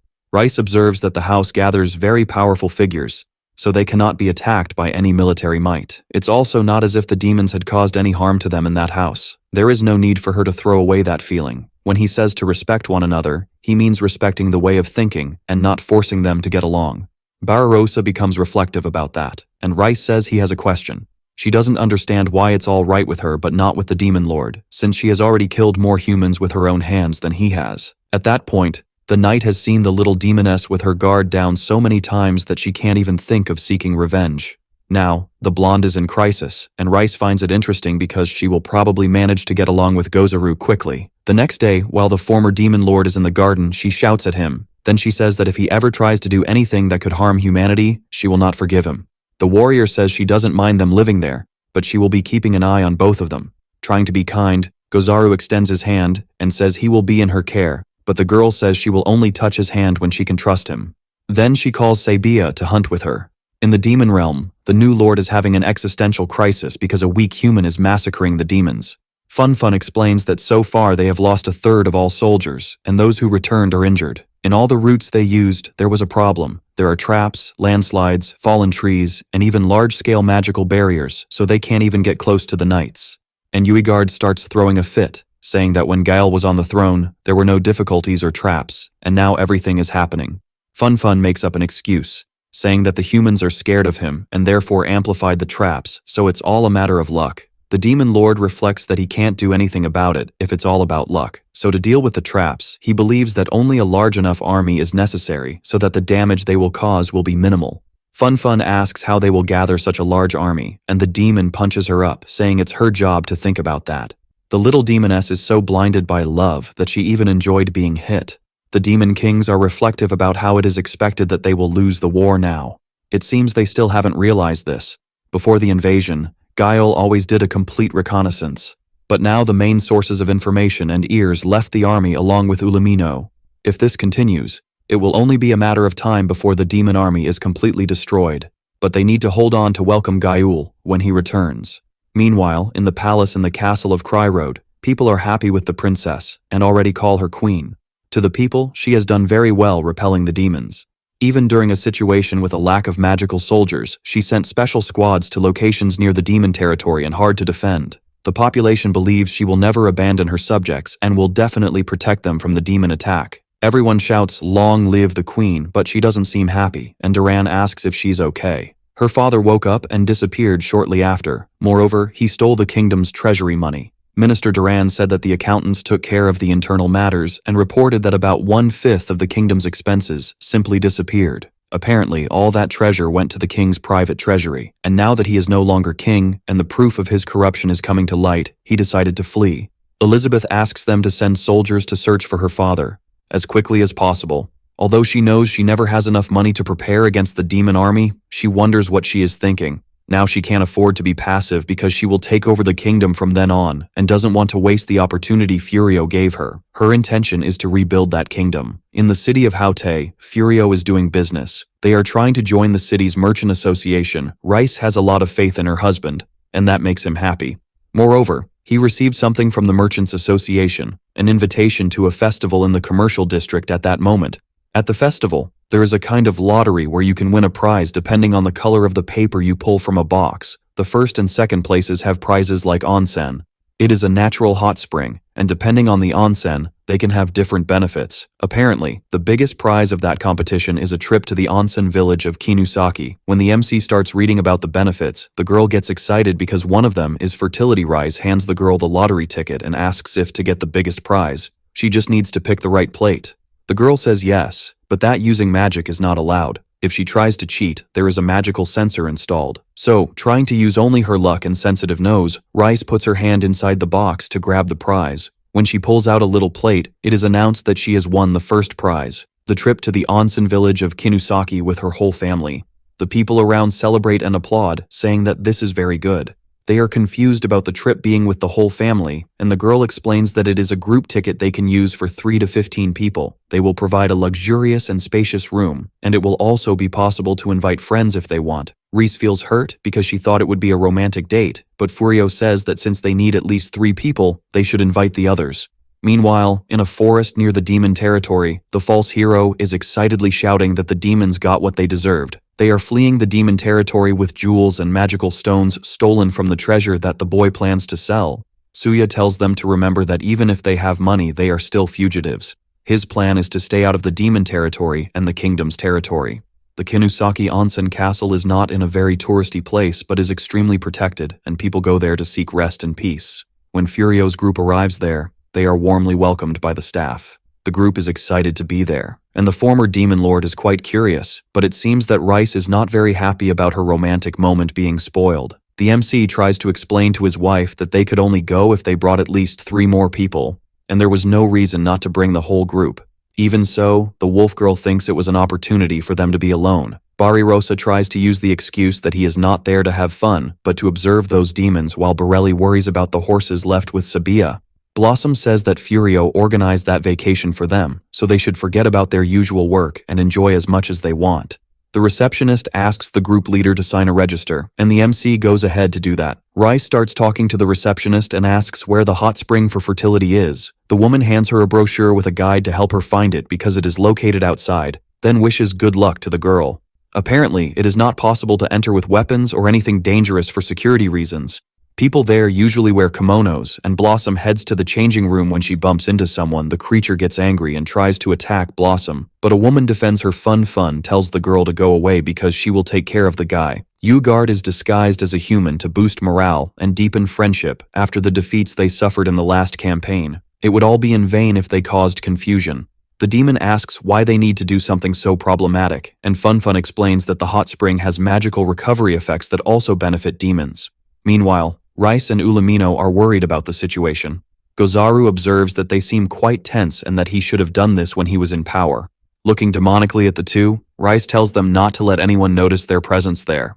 The ex-lord does not understand the need for this, and the girl explains that because of him, they have already ended up in the middle of many problems. Moreover, if they disturb the moment she is having with her husband, there will be no mercy. The groups begin to form and organize. As they plan to go to different hot springs, the MC distributes the discount tickets. The place has 7 different hot springs, but Rice doesn't care about that and just wants to have fun with her husband. The girl tries to pull the boy to the hot spring, but one of the staff says that mixed bathing is not allowed, which leaves Rice depressed. Meanwhile, Borelli is in the underground facilities. She thinks she is alone when Haya suddenly appears and says they will enjoy the scriptures, sculptures, and rare items from that era together. Blossom is having fun in the city, drinking a beer while Bararosa seems to be super tense. Teasing her friend, Blossom says she should stop looking so passionately at Gozaru and approach him. Then the woman goes to Gozaru to ask if he is enjoying the place.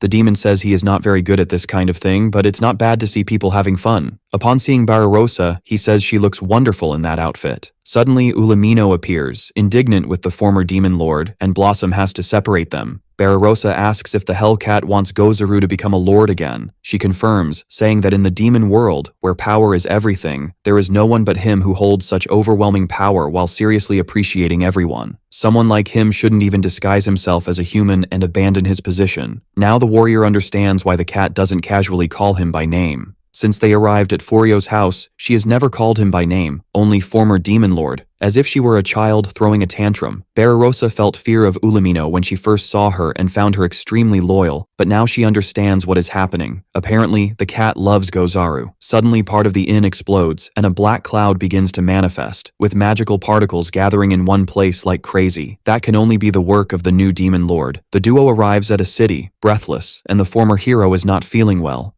Somehow they manage to reach a human city, but the boy is experiencing a terrible headache. Even so, Tsuya is fine. Suddenly, two men fall from the sky and are fighting, trying to kill each other. When he looks up, Tsuya spots Fun. Then, he recognizes everyone there as demons. The demonic particles begin to enter the former hero, making him feel sick. Fan is startled by what is happening. A gigantic thing is formed. The people staying there begin to panic to leave, while the hostess screams that she will check if anyone is still in the rooms.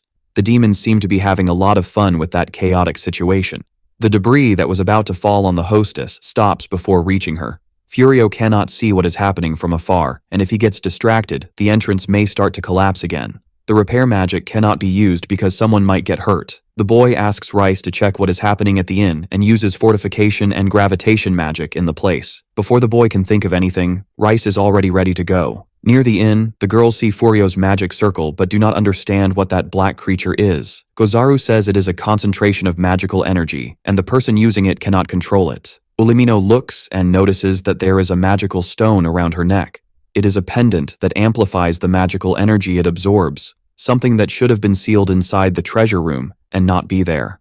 Barbarossa is outraged and determined to help, but Ulamino holds her back, saying the girl cannot do anything, even if she goes in there. The demon says Furio might be able to do something about it, but those girls cannot. Indignant, Barbarossa says that if they leave everything to Furio just because they are not equal to his power, then there is no reason to be by his side. After all, they are former knights and used to doing everything they can. Since they are all determined to go, it may not seem right for him and the cat to stay out. Ulamino is indignant because those girls are stupid and cannot even measure the limit of what they can do. Gozaru observes that Furio did not let those girls stay with him just to protect them. Then he asks if Ulamino wants to accompany him. She is indignant because this is a behavior he would never have as Demon Lord, especially when it comes to helping a human. Smiling, the man says he is now just an ordinary demon and was given the order to help his friend during the holidays. The former lord is determined to finish that so he can take a dip in the hot spring. Rice appears, indignant that this has disrupted her vacation. The demons see Gael's presence on the roof. His brother rushes towards him like a madman, saying he will make him pay. Then he rides that powerful black wave towards Gael. While all this is happening, Furio is far away, just trying to keep the building intact and without any news of Rice. Suddenly, Barbarossa appears to inform him of what is happening. According to Gozaru, the black monster attacking the inn is a magical tool full of compressed power, and the demons must have brought it there. The guests have already been evacuated from the inn, but during that time, she saw Gozaru and Ulamino heading towards that monster. She is scared, but the MC reassures her, saying that everything will be fine. If Gozaru and the others went there, he should focus on the inn, and if it's empty, there's no problem using repair magic on that building. Despite this, when Barbarossa reported the problem, the guards immediately returned to the inn, which means they need to keep it that way for a while longer. The demons are excited about the battle between the brothers. Ugard is using magical manipulation and trying to take control of his brother's power, but Gozaru is not affected. For some reason it seems that the magical stone has taken control of a human, and if they can pull the human from the stone, they can end the monster. Reese realizes that all she needs to do is knock Ugard on the head of that monster and then switches positions, placing him next to his brother. Ulamino complains that she did that without warning anyone, but Rice is too busy heading towards the false hero who interrupted her vacation. She starts hitting the blonde guy, and Tsuya becomes desperate. Gozaru tells Ulamino to take care of the other demons while he deals with his brother. The former lord asks his brother if he is willing to back down since he was on vacation. Ugard says that this can only be a joke, and they are willing to eat, drink, and have fun as much as they want because that's what being a demon is all about. He violently charges towards his brother, shouting that there's nothing better than that lifestyle. Ugard delivers a powerful blow to the roof, destroying it. He approaches his brother, pressing his arm, and says that this place will be theirs in due time. Gozaru says that since his brother has become king, he wishes he had started paying more attention to what is around him, but that cowardly demon doesn't care at all. Using magic to reflect attacks, Gozaru makes all the blows he received also hit Ugard. Possessed, he charges towards his brother to annihilate him. To Ugard, Gozaru is very weak, and it seems that the days he lived as a peaceful king made him forget how to fight. Now, His brother is someone who is going to get a good beating. Gozaru is already very injured, but he grabs Ugard's face while he speaks. The man didn't want to use that power ever again, but he had no choice and wants his brother to forgive him. Suddenly, the possessed and enraged guy starts to feel like a weakling. The former demon lord says he blocked his magical circulation, and now he is as strong as a human. That is a magic he used to defeat the previous demon lord and was originally developed by humans. To Gozaru, the previous demon lord pushed humans too far while trying to destroy the cause of the demon's death. Hearing all that, Ugard becomes very stressed by the fact that his brother has succumbed to human magic. Suddenly, someone uses confinement magic, and all the demons present are trapped. The establishment's staff did that because they realized there was a problem. Now everyone there is invited to leave. In a flash, they are all thrown into the air. Outside, Tsuya tries to convince Rice that they are not there to cause harm and didn't want to interrupt her. Ulamino tries to ask her to stop, but the wolf is having a lot of fun. Suddenly, the receptionist of the inn appears, questioning if Tsuya really invaded the place. Barryrosa appears, saying that Furio said he would rebuild the place using magic, so everyone should step back. After a day of work and plenty of magic, they manage to recover everything. The staff of the place says they are grateful to the MC for helping them rebuild so quickly. But the guy doesn't want anything in return for that, as he is happy to be useful, and that everyone is well. Now, all they have to do is enjoy the hot spring palace together. Meanwhile, the two girls who were enjoying the special museum didn't realize what had happened. The girls all gather at the fertility hot spring. The only thing Rice thinks about is having children with her husband. Barryrosa warns her to be careful not to drown. Meanwhile, Ulamino hesitates to enter and implies that she is afraid of the hot spring, but she ends up jumping into the water to prove that she is very brave. The dark cat is realizing that Barryrosa isn't as bad as she thought, but then she remembers when her lord praised her and feels extremely jealous. Meanwhile, Borelli tries to escape from Hia, who is very interested in her. Inside Hia's magical world, Damarinasa seems to be jealous of the demoness, but now she has spent quite a bit of time alone in the museum with her friend.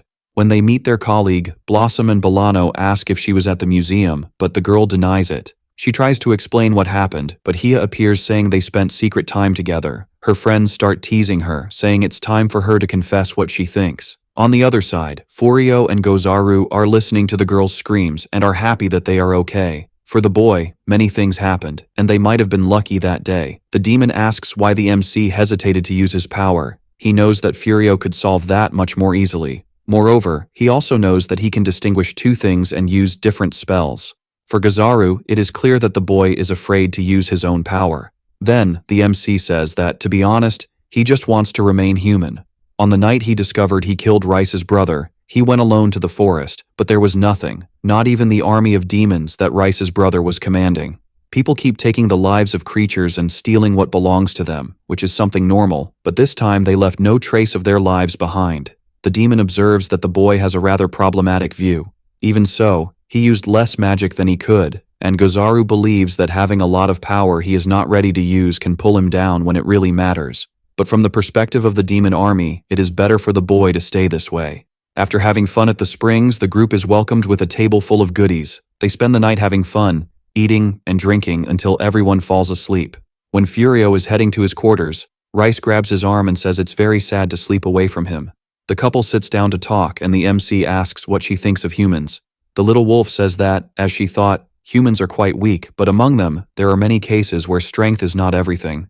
She still remembers the feeling of defeat when she saw that Barryrosa is very good at making cake.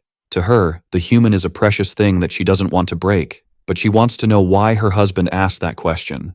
The MC confesses that he is thinking about continuing to protect the city from demons. His wife is outraged, saying that he promised it would only be that once and asks if the princess went after him again. Now that Gozaru has renounced the throne, that kind of attack can become more frequent and hurt many, so he wants Rice's help to learn more about his power. The boy wants the girl by his side to help him measure and not overdo it. Even so, the MC is worried because they are demons like her, but Rice doesn't seem bothered and says he doesn't need to worry about that. In the end, the couple is flirting right in front of everyone. When it's time to leave, almost all the girls are there, except Rice, who has already disappeared because she went for another dive in the fertility spring. In the Demon Kingdom, Uigard is outraged with the humans and his brother. Fun asks why he is still in his human form, but the Lord is angry and cannot talk about the temporary loss of his powers. Thanks to that strange magic that Gale cast on him, he cannot gather magical power and cannot return to his original form because of it. Then he asks where the Celestial Kings are, and Fun says they went out to patrol the area. Furious, Uigard says they should have sent someone else to patrol because they cannot refuse a call from him. Now the Lord is angry because he allowed the kings to go with them to the hot springs. Fun reports that the Horned Sisters made strange movements while they were taking care of the castle. The Fox tribe was part of a group against the former Lord, but now that Uigard is the new one, it seems they want a friendly relationship. Still, it's strange. The demon says to let them do whatever they want with the humans as long as they don't interfere with him. Once again, the fake hero ran away with his little girl. Tsuya complains that they have no safe place to go, but the hero comments that as long as they have that shovel, they can cross any barrier and go wherever they want. The problem is that they don't know where to go, and Tsuya mentions the demon army raiding a small village to the southwest, and maybe they can escape there. In that case, they should head west. The girl then remembers something she heard in the castle, that somewhere on a mountain in the western territory, there is a magical sword, sealed. The blonde boy says he also heard those stories, and now that they have the shovel to go underground, they can take the opportunity to search for that sword. Tsuya gets really excited about the idea of exploring a dungeon, especially since it makes them seem like adventurers. The soldiers arrive at the small village to the northeast of the demon territory, and everyone there is celebrating. He asks about the demons they reported, but a young man says that thanks to the person the princess sent, they are safe. The children start spreading the story that their hero went with a huge wolf and took care of the goblins in no time. In the Denavasa forest, the MC is driving the goblins away, excited to be able to control his power. Rice is impressed that he can conjure so much water in a place where there are no nearby water resources. The boy lets the monsters free and throws the water into the sky, causing rain and a rainbow. Then he tells the monsters that if they want to live, they should return to the demon territory. To the MC's delight, it ended without anyone getting hurt. Then the boy thanks Grainel, saying he is bad at detecting enemies. But the little demon says not to get him wrong and that he is only doing this because it's an order from Ulamino. She tries to say something else, but ends up getting nervous and says they are grateful for the opportunity to work with Ulamino once again. Apparently, she is terrible at lying. But now the MC has another job to do, and they are heading to Hao Tao. If he notices anything, Grainel can communicate with him through the magic stone. They are working for the princess since they received a magic stone from her with an extra teleportation function. They want to figure out how to create something of their own, so they don't have to rely so much on that. The couple goes to the retail shop in the village. A four-eyed, ear-headed guy says those are the requested items: leather and 2 ring stands. In addition, a whole pile of lemons, which the MC doesn't remember ordering, but his fiancée did. The boy is curious and asks if it's her favorite fruit, but the wolf says no. She just decided to stock up because she read somewhere that when a person gets married, they crave sour things. The merchant says he is grateful that the orders arrived without problems, but there is something wrong. The shipments coming in have lower quality. Even he was a victim of this and received a shipment of poor quality items. When sent, the products seem intact, but spoil before reaching their destination. Most of the shops in the commercial district are having this problem and are worried. Furio asks where they are delivered, and the merchant explains how the system works. A product goes through many places before reaching its destination, and it's hard to ascertain where they originally came from. Upon examining the box, the MC notices it is being manipulated with magic. The evil company is selling those goods and has a competent mage among them. Elsewhere in the kingdom, someone is happy because the goods are selling well, and no one will suspect he has a high-caliber mage on his side. The ear-headed girl observes that Kokon is a very evil human who was even a lord and now works with the demon Fox sisters. The former king says there is no longer any reason to hold back, and that's great because they will fight for the good of their respective clans. In the Cry Road Castle, in the underground treasure vault, they apparently have a problem because they were raided. The thieves used the secret passage to enter the vault, and when the guard went to check, they were already fleeing. That passage exists for emergencies in case they need to leave the castle, but only members of the royal family should know about it. The princess says she checked with the inventory to confirm how much treasure they lost, and now that the secret passage is known, they need to close it. The princess is outraged that her father was so low. In the market of the city beneath Cry Road Castle, the little demon sisters are walking down the street. They are helping the former king to steal from the castle. They are only tolerating him because he is useful, but soon they won't need him anymore. The two are happily looking at the fraudulently obtained box when someone calls them for inspection. The man explains that since there have been incidents of people complaining about bad goods, due to some high-level stealth magic, they will use a new magical tool. The man starts inspecting the boxes while one of them takes the most precious treasure away. When he realizes it, the magical equipment shows that the box has stealth magic. Before he can say anything, the fox makes him faint. One of them transforms another man into the inspector and sends him to inform that everything is fine with her boxes. The girls manage to get out of there, but under a lot of pressure. That tool was built by Furio so that people without magic could identify fraudulent loads. He added a magic that would react when stealth appeared in the magical ore, but most went to the city near the castle, so they need to search those boxes on their own. Gozaru says he enjoys helping his friend, and Ulamino says it's not like they have anything else to do. Looking at Barbarossa, the demon says she looks beautiful and graceful as always, making the girl nervous. Irritated, the warrior shouts at Gozaru that he shouldn't compliment a woman so easily. Confused, the man asks if there's anything wrong with saying something beautiful is beautiful, and she comments that she is not an object for him to admire. Moreover, he even walks around with a girl who follows him everywhere, so it's not right for him to try to seduce others. The demon is confused by the situation and says that Ulamino is one of his important subordinates, but it has nothing to do with the matter. Breaking that awkward tension, a tiger appears saying they received an urgent message from the city's cargo square. During the inspection patrol with the newly introduced magical tool, the inspector assigned to check the load to be sent to this city was found tied up. Apparently, the inspector had some of his memories tampered with. According to the message, the inspector doesn't remember anything after he was about to inspect the cargo boxes that will be sent to the Rodoro drugstore. Barbarossa points the tool at those boxes and the light turns on. Then the MC dispels the magic that is there. When they open the box, they find several precious items and the blame falls on the owner of the drugstore. Apparently, they found the stolen treasure from the castle. Furio is helping the merchant in the city by telling him the gossip. They arrested the receiver and sent him along with the stolen goods to the castle. But still, using stealth magic to hide the stolen goods is an advanced technique. The seller is happy that maybe the bad cargo problem will end soon, and Rice says that will happen because nothing gets past Furio. Remembering an order, the merchant says that Rice's lemons have arrived and opens the box. Inside, there is a fan and traces of stealth magic. Haya observes that the fan is also part of the stolen treasure from the vault, and the merchant becomes afraid of being arrested too. Trying to reassure him, the MC says it could just have been a mistake. Barbarossa says they can still catch the carriage that is returning to the castle. Furio asks Rice to go to the other stores to see if he finds suspicious items. Gozaru says he will go with Furio because that fan is not an ordinary magical tool. The two devil foxes turned the cart in the middle of the road and are looking for the precious box, but only found lemons. The MC's group arrives and is startled by what they see. While the sisters whisper to each other, Barbarossa grabs her sword and shouts at them. When they see that Furio is holding the box with the fan, they start trying to convince him to hand it over. In the city, Rice observes the items from all the establishments to see if any have magic. One of the sellers shares with the girl that he would like to have one of those devices to identify magic in his store. Rice commits to talking to her husband about it, but she can't promise anything.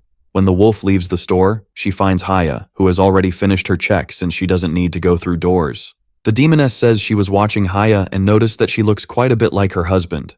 This probably happens because they are spending a lot of time together. In any case, the girl believes that if she doesn't socialize with everyone in the commercial district, she won't be able to help her husband. Haya finds it interesting that the girl is willing to live like a human for her partner. Meanwhile, in the forest, the foxes try to explain that the oriental fan belonged to them from the start. That's why they just want to recover something that is theirs. Barbarossa says that it's a lie because they stole him from the castle. Furio observes that the situation is very dangerous. However, the knight wants him to leave those enemies with her. The demoness finds it amusing and says that a human trying to face them is comical and now wants to know her name. Barbarossa introduces herself and says she will capture the two, but Ulamino tries to stop her. The demoness opens a container and shouts the name of the warrior who suddenly ends up inside it. Upon seeing that scene, Ulamino recognizes the two sisters from the Western Demon Clan. The MC asks what that shell is, and Ulamino explains that it captures you if you are called by your name and you respond, then turns you into wine. While the MC thinks about getting her out of there, the ex-demon lord has already advanced, but the fox dodges because she has no intention of fighting him. The sisters mock that Gozaru is so worried about a human and remind him that if he breaks that object, what's inside will never return. With her foot on the fragile artifact, the fox shouts for the human to hand over the fan. Before doing so, the boy asks Gozaru what that artifact is. The magical fan allows the user to wield different magical powers even with low reserves. Although the Fox clan is physically weak, magic is their strong point, and it would be disastrous to hand the fan over to them. Trying to end that situation, Furio uses magic on the artifact but fails. Ulamino explains that those objects are made to resist magic due to their complexity. They don't have much time, and if the MC makes any suspicious moves, Barbarossa is done for. He advances with the box and sets it on the ground. Then, he asks to release the prisoner first. One of the sisters is outraged by his demands, but the other says she will hand over the gondola and, after receiving the fan, she will tell him how to get Barbarossa out of there. The MC waits for the fox to approach so they can make the exchange, but as soon as she grabs the fan, she kicks the artifact containing the warrior into the air demonically possessed. The fox screams that no one will defeat her while she has the fan. Then, she launches a powerful attack toward our hero. Furio easily protects himself from the attack, but his spell doesn't work on the shell. While the demoness becomes desperate because he resisted her attack, the boy hands Barbarossa and the soldiers over to Gozaru. Now that they have the hostage, the boy doesn't need to hold back anymore and wants to know how to free her. The sisters are furious and say they won't tell him anything. Then they start using magic to try to escape, but the MC acted faster and created a magical barrier so they can't flee. He says that if they don't honor their part of the deal, he will have to take the fan back, and they should strive not to die. The demonesses are filled with hatred for the boy due to the attacks and begin launching their most powerful spells at him.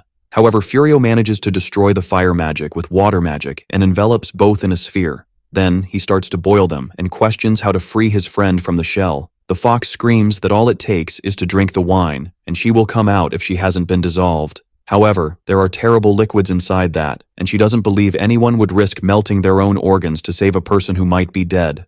Without thinking twice, Gozaru drinks everything inside that container, which panics the MC but delights the enemy. Using her magic, the fox manages to dissipate what is holding them and says, "It's stupid all that fuss over a human," and they will become famous for killing the former. Lord Gozaru spits out a small body that begins to grow and take shape. He catches Barbarossa in his arms, and Ulamino says that was risky. The demon asks the MC to trust Barbarossa to him. The warrior begins to murmur, and he is glad she has awakened, but the girl starts to feel embarrassed and asks them not to look at her. Even so, Gozaru thinks she is beautiful anyway. To him, her beauty lies in what she does, not in how she looks. The duo of Little Devils asks if the boy has time to deal with them. Even though Gozaru is the former demon king, he drank too much acid and can't be feeling well. In the end, both parties fulfilled their deal. Still, Furio is not willing to let them leave with that fan. The girls try to use all their power to protect themselves from the boy's attacks. While fleeing, they hit another barrier created by the boy. Suddenly, transformation magic is used, and a fox appears. One of the demons climbs on top of the fox and uses the dispelling magic to break the barrier that is trapping them. Then, she uses the magic to multiply her image, since Furio seems to only use magic attacks on fixed targets. They all advance towards him, and the MC begins to panic because he doesn't know which one is the original. In a moment of desperation, he uses the dispelling magic. When he looks ahead, there's nothing there, and he questions whether the two have escaped, but if anything had touched the barrier, he would know exactly their location. The enemies have discovered his weakness, and the young man isn't using all his power for fear of hurting others. But these demons are different from anything he has faced before, and he needs to be less selective. To have a decent fight, he protects his companions with ice. When he freezes the entire scene, he also catches the enemies, neutralizing them. With her arm and fan frozen, the girl can no longer launch attacks. The MC approaches calmly, saying that the ice garden was much gentler than he imagined, and now that she has slipped up, she has been found. When the MC grabs the fan and notices that the girl is holding it tightly, he says that if she doesn't let go, he will have to take it with her hand and all. Startled, the fox releases the object. In the end, the young man's bluff helped a lot. For now, the young man will store that artifact in his magic bag. Ulamino shouts for Gozaru, who is on the ground defeated. Furio approaches and asks if Gozaru is okay. The demon asks the young man to forgive him while his stomach melts. Barirossa's wounds were very severe, and his magic was not enough. He couldn't heal his internal injuries and spent his energy on the girl. The system informs that the damage is too severe for healing magic, just like last time. Furio remembers when Hia told him never to use time magic again. Ulamino is crying desperately because he didn't even tell the demon that he loved him and wanted to marry him. The MC remembers when the Lord said that his indecision to use such immense power would sink him in crucial moments. For him, there is no reason to hesitate if he has the means to save Gozaru. A voice suddenly shouts for him to stop and says that the gods of the world are watching him. Things start to get strange, and the time reversal magic is undone just as the young man is about to use it. Haya tried to warn him not to manipulate time magic because those from the realm of the gods were already watching him. In shock, the MC asks if that voice comes from the realm of the gods. She says they don't need to explain everything, and going back in time to save someone's life is absurd, and they won't allow a human to do that. Furio asks if they want him to let Gozaru die just because that deviates from what humans are capable of, and she says yes, because that man allied himself with humans. There is no purpose in helping him. Despite the MC getting along with some demons, he doesn't have the ability to end the war. For Furio, that is the same as saying it is natural for them to fight among themselves. Barbarossa awakens and is shocked by what happened. The voice says that that man could barely save the girl's life but traded it for his own. Barbarossa doesn't understand that. Why a powerful demon lord would save someone's life. The voice says they can call the young man's first resurrection event an accident or even a miracle, but they won't allow a second. Furious, the MC creates a barrier to prevent the goddess from undoing his magic. Inside the dome, there is no voice anymore, and the MC tells them not to worry. He is determined to save Gozaru. The goddess is desperate about the situation. The last time the young man used the magic, it was accidental, and he couldn't control the target, but this time, he will follow what Haya told him about focusing the effect. Just like the ice magic, he only needs to emphasize what should be rewound, with great precision. By selecting the area, he goes back in time. They will stop at the moment they found the foxes. Gozaru falls to the ground, and the sisters panic, not understanding what is happening.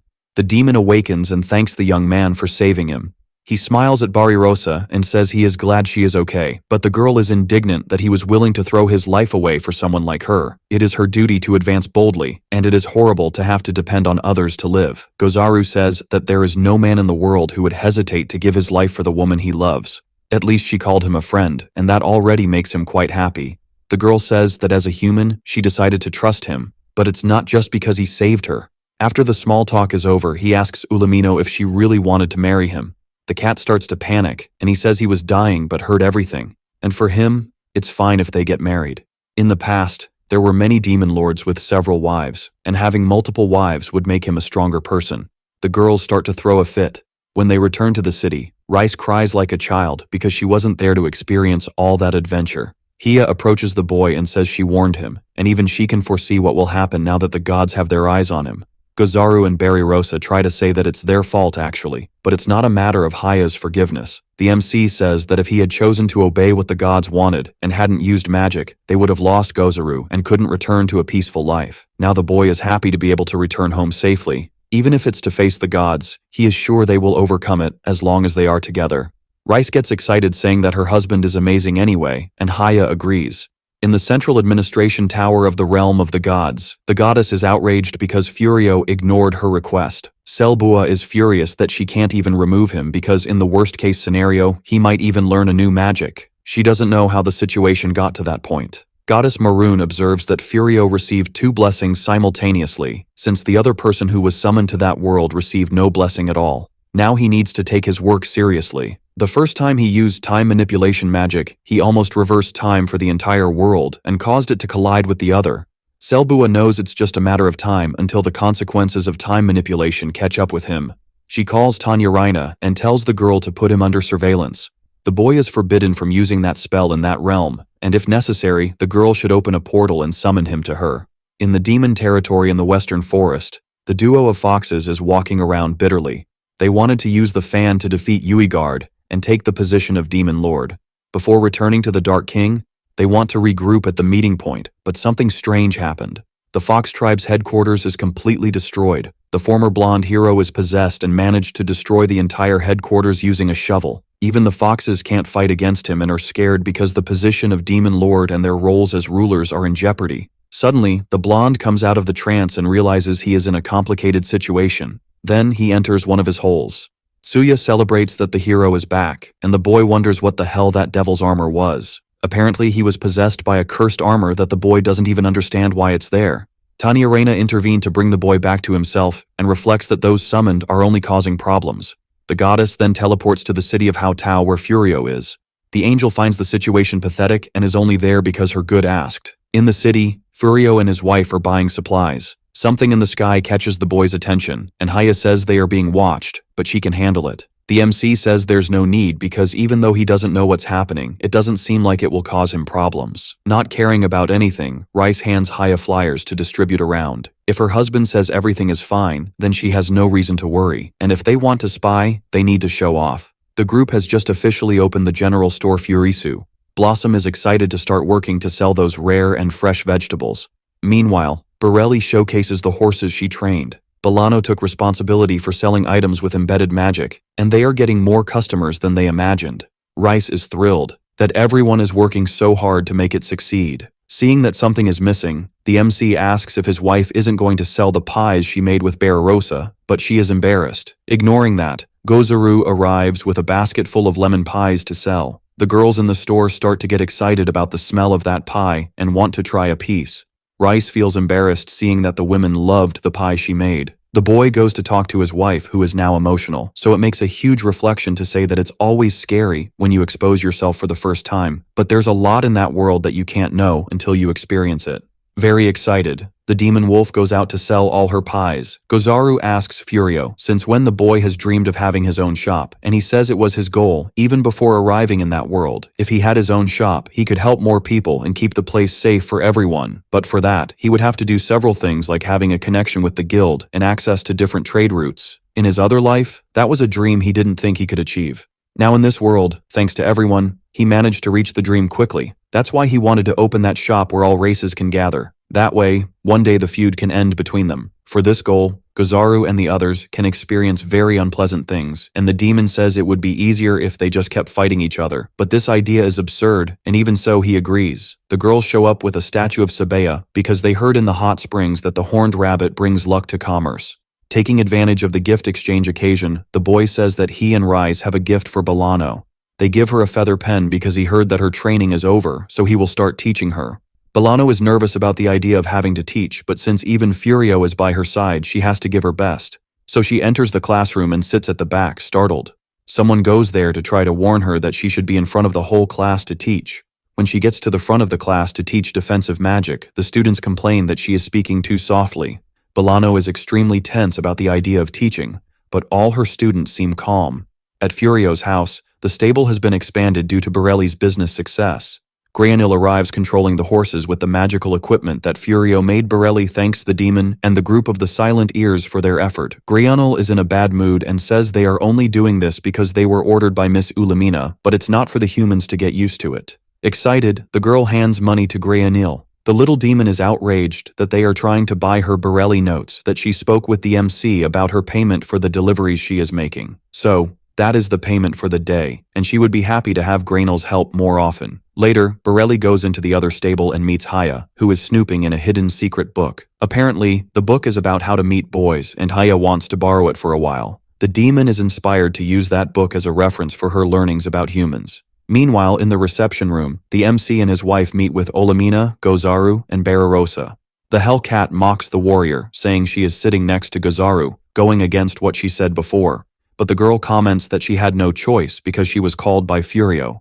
The demon tells Ulamina that if she is jealous, she just needs to say so and puts a hand on the cat's shoulder. Throwing more fuel on the fire, Rice questions if Barbarossa went on a date with Gozaru that day, and she tries to defend herself, saying she just tried to thank him for saving her. Interrupting that silly discussion, the MC says he called them all to check the situation of the conflict between the demon race and the human race. A messenger from the castle went to the shop that day because the princess needs to secure supplies at the front line for the soldiers, and they want to hire them. Reese thinks Elizabeth is an opportunist. He is avoiding giving an answer, but it's hard to think of those who are dying of hunger and thirst, and it wouldn't be smart to cut off a big client. Even so, he understands that in war, attrition is one of the most effective strategies, and if they take on the role of mediator so easily, they will harm the demon race. Ulamina questions if they want opinions on what to do. But Rice comments that her husband has already decided to deliver the supplies. They were called there to decide what they, as a third force, want to gain from this commission. Barbarossa is confused, and the MC explains that he still doesn't intend to ally with either humans or demons and needs to make the right decision to accept the commission. If they are dealing with the country and the demands seem vague, this will be used as an advantage, so it's necessary to negotiate on equal footing. Gozaru observes that what Furio desires is a world where demons and humans can work side by side without conflict. Confirming, the boy says they must act around this idea, and for that they need to know what both races are fighting for. If only they could understand and tolerate each other as they do in that house, it would solve the problem, but Ulamino thinks that's impossible. She believes that house is only possible because of Furio's absolute power. They don't want to pick a fight, and humans are naive enough to believe he will protect them. Even if they ignore the fact of the war, she doesn't understand how the human race can accept the demon race, which can use demonic magic. Peace sounds like a good thing, but it isn't, from the perspective of those in power. It's synonymous with being instructed to obey the rules of the other side due to limited capability. The point is how far they will listen when instructed to treat a race that can defeat them in terms of strength, on their own terms, as equals.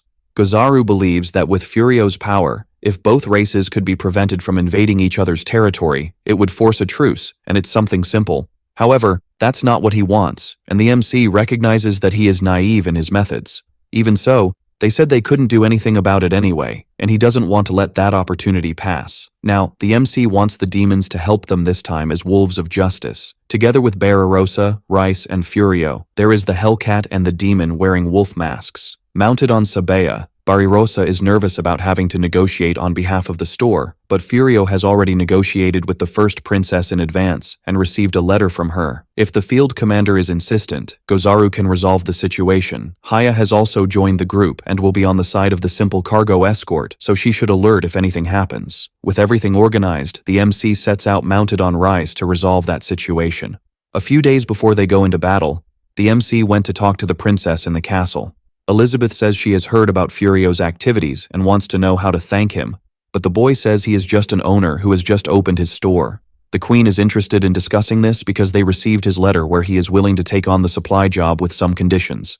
Before they talk about that, the MC says he would like to ask the queen a question. Then, he questions what Elizabeth continues to gain from that war as the leader of the largest kingdom in that world. The human race wants to deal with the demon race, and that war cannot end well. Meanwhile, in the cemetery on the front line, to the east on the human side, the soldiers are desperate without supply provisions. The supply unit continues to be ambushed, no matter the route they try to take. If they don't resolve that situation, the soldiers will start to flee. Suddenly, they hear a noise in the middle of the forest, followed by an explosion, and the cart falls in front of them. Nervous after that violent landing, Barbarossa says they were requested to transport supplies by the general store of Frisia. Commander Muktaro asks how they arrived there without any demon troops attacking them. Nervous about that situation, Barbarossa says that the young queen arranged for an escort for them. The general had already heard about a private army of the queen that she wouldn't make public, and perhaps it is them. Barbarossa also delivers a letter from the princess queen along with the supply provisions, but after the general reads it, he becomes agitated and orders everyone to be arrested. The soldiers point their weapons at the demons, and Muktaro is outraged by the order to withdraw the invading forces. He believes that letter was forged. Indignant, Barbarossa asks why he believes the letter is forged, and the stubborn man says that base is important to prevent the demons from advancing. The role of the defense base is to prevent magical essence from leaking into the ocean and to keep the demons away. For Muktaro, they shouldn't have even been able to get there, so they are probably on the side of the demons. The knight understands the man's crisis, but they cannot back down because that would ruin the store's reputation, so they need to prove he is a customer. The girl takes out a map from her bag that was given to her by the young queen and with which they managed to get there. The general says they may have obtained that map by stealing, but if it was really given to them, they managed to take something else. Gozaru asks if the man is referring to a magical stone that shows the location and says it is with one of his companions. Next, he points on the map where Furio is moving quickly. Haya draws the commander's attention and shows a transmission of what is happening nearby where the MC is. Muktaro is outraged and doesn't understand why a human is walking on that thing. Furio has just encountered the Knight of Death, Slipe. Astonished, the general asks what they plan to do against one of the 4 celestial kings of the demonic army.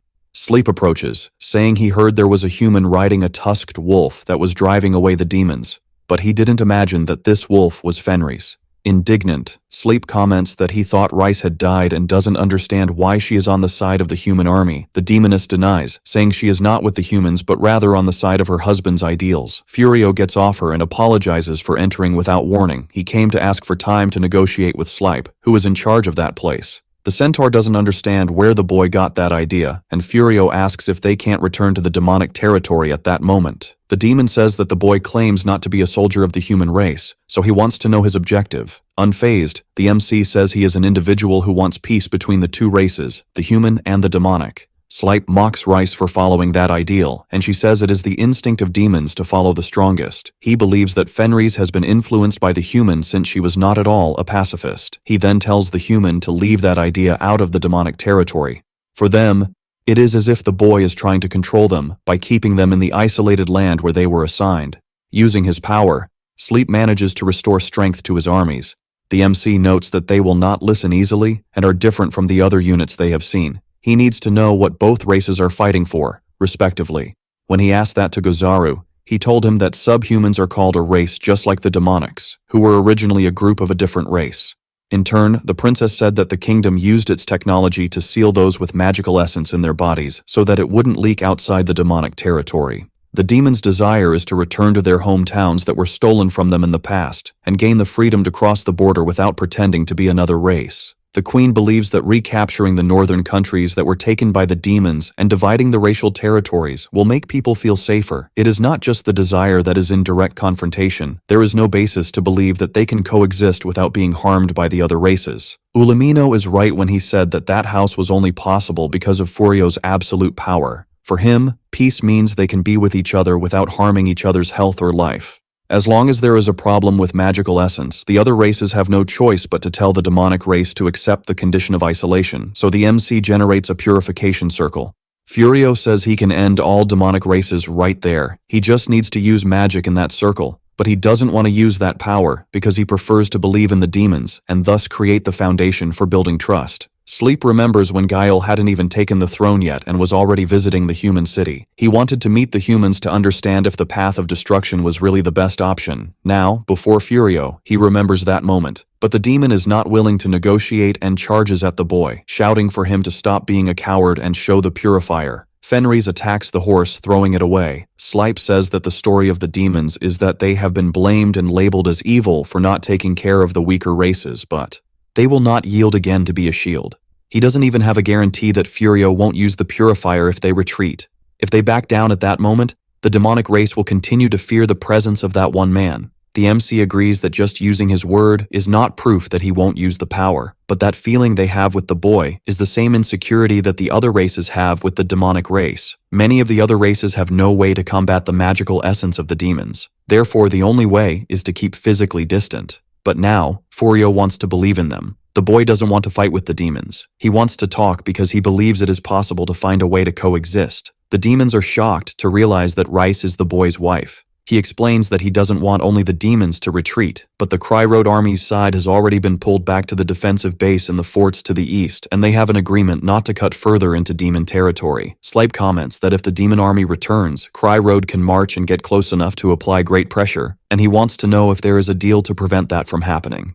Then, the MC says that no matter where he goes, he is just an ordinary person and understands that the daily disputes happen naturally and can result in wars between nations. Even so, he prefers to end the war rather than continue having people injured and dying of hunger because of it. Originally, the request they received was to deliver food to the starving soldiers, a territory that the demons have been preparing for a long time. They have no choice but to withdraw. He knows that if he attacks a powerful opponent like that, he won't even be able to retaliate. Slipe wants to believe that Furio will find a way to coexist with the Demon King's army. Once, he met a nobleman who spoke about an idea similar to the boys. After Sleep told him that his idea was incompatible with most of the demon race, he stopped talking about it. The Demon Lord hopes that the boy is just an ordinary individual with eyes similar to his. The soldiers watch the demon army retreat and are shocked by everything that is happening. Barbarossa says that as ordered by the princess, the invading troops must withdraw as well, but the general disagrees. For him, that is the perfect moment to attack, so he orders the guys to send a swift horse to the front line and make it advance. Mictoro says that the masked people did a great job and can receive a big reward for it, but Furio is not interested in that. The Wolves of Justice have no interest in siding with the other races in any way. The general says they can only be demons, but Barbarossa denies it. Then Furio says that his boss hired the group as a force with the condition of solving the problem, and the boy made the decision to save the lives of Cry Road soldiers. Now it doesn't make sense for him to throw everything away.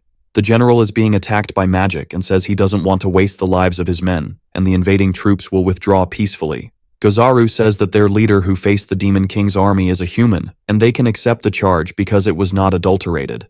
The goal of the Wolves of Justice is to end the war, and if they are ready to abandon the conflict zones, they should let them help. Furio comments to Rice that the work there seems to be finished and they can leave, but the girl wants them to walk. The intention is to have some time together relaxing while they head home. Despite enjoying being with the large and lively family, the wolf also misses monopolizing her husband. In the days she was in the Demon King's army, she never thought there would come a time when she would feel jealous of her husband's competence. Furio observes that if they had children, they would certainly be even busier, but the girl really wants to have a child with him. Reese reveals that she is trying her best to get pregnant, He reflects that this might be because she is a demon and he is a human. The couple hears a noise in the forest and goes to see what is happening. Then they find an unconscious woman. They cover her and feed her. Rice is excited preparing the meat they hunted, but Furio is very curious, wanting to know who that girl is. She introduces herself as Win, a fire dragon. She comments that they were all flying together for some kind of work, but she ended up fainting and got left behind like a lost child. To the dragons, she is still like a child. Win starts calling the couple mom and dad. Now the couple doesn't know what to do about that situation. In the Demon Kingdom, Slape explains to Ugard why he returned there. The centaur says that the life of his soldier will always come first, and if they hadn't yielded, there was a risk of purification magic being used. The Demon King says that his role as a soldier is to throw his life away. Slape is bothered by that idiotic speech and leaves, returning to his base. Ugard is filled with hatred because he was disrespected and orders all supplies to be cut off from the unit, but Fun questions if he is sure. The man says he doesn't care and wants to know what happened to the troop that was looking for Gale's whereabouts. Fun says they haven't been in contact with anyone since the report of a man with that description near the city of Haotao. There have been rumors of dragon meat in the market for some time, and it is reasonable to assume that the Sentinels were defeated by Gael. Now Ugard doesn't know what to do anymore and needs to find his brother. Furio arrives with the others at his house riding a giant dragon, surprising the girls. Blossom and Bolano ask what that dragon is and who comes home riding something like that. Quickly, the dragon transforms into the girl in the forest. The MC says she was lost and alone in the forest, so he thought it best to take her home while they searched for her companions.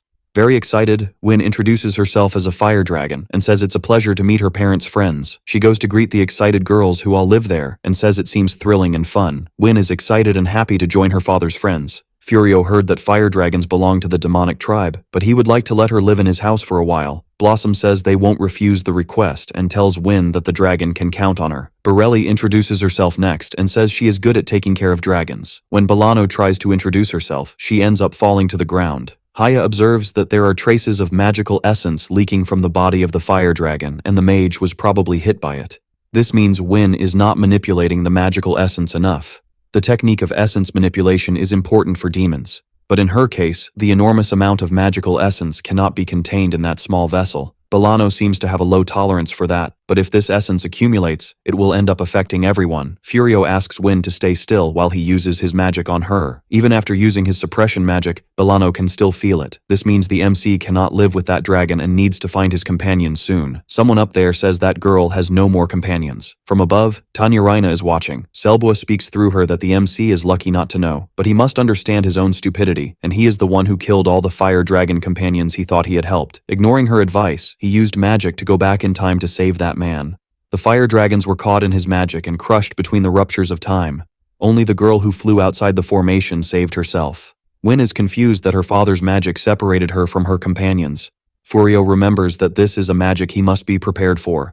Then, he begins to explain to Win what happened and says that her companions are gone because he used magic on them. He brought her there unknowingly, but now that she knows he is the murderer of her people, she can do as she prefers. Win explains that her companions are not gone because they are with her. At that moment, the scene suddenly changed, and before she realized it, she was alone in the forest, with all the others in pieces, so she ate the flesh of each of them. That is a custom known as cannibalistic burial. The Wolf Fang clan does not do this because they value personal bravery, but by absorbing the magical essence of the dead, the life built by that being would become food for the clan's prosperity. It varies from race to race, but it is not an uncommon custom among the demonic race, and this is especially true for strong, large, and rare species like dragons.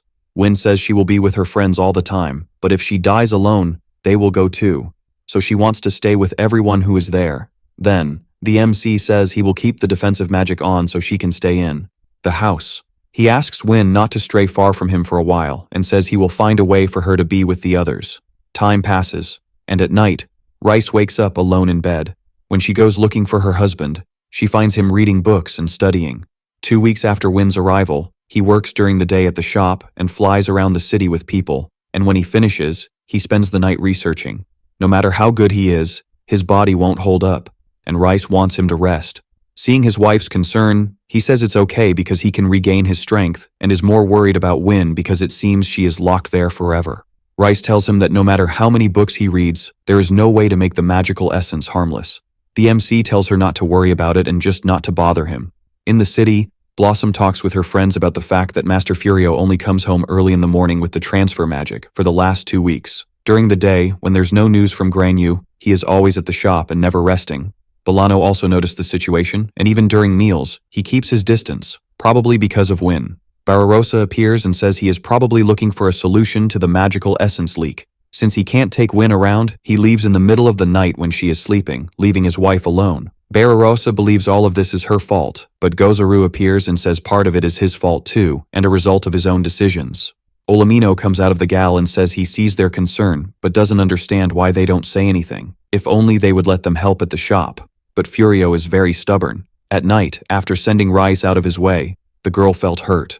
Then he says he will soon return to the room before Win wakes up. Frustrated, Rice puts her hands on her husband's shoulders and says that everything is not okay. Even Barbarossa and the others are saying something is wrong with him. There was a night when her husband told her to stay by his side so he wouldn't make a mistake. Now he says that when she is by his side it's a nuisance, but she is determined to stay in his way no matter what happens. If he insists on being alone, he can force her out using his power. The boy trembles in frustration and says he can't. Hearing this, Rice comments that her husband is very sweet, and Furio questions why they keep trying to forgive him. He killed Rice's brothers and thought he would never do that again, but now it has happened with Win's friends.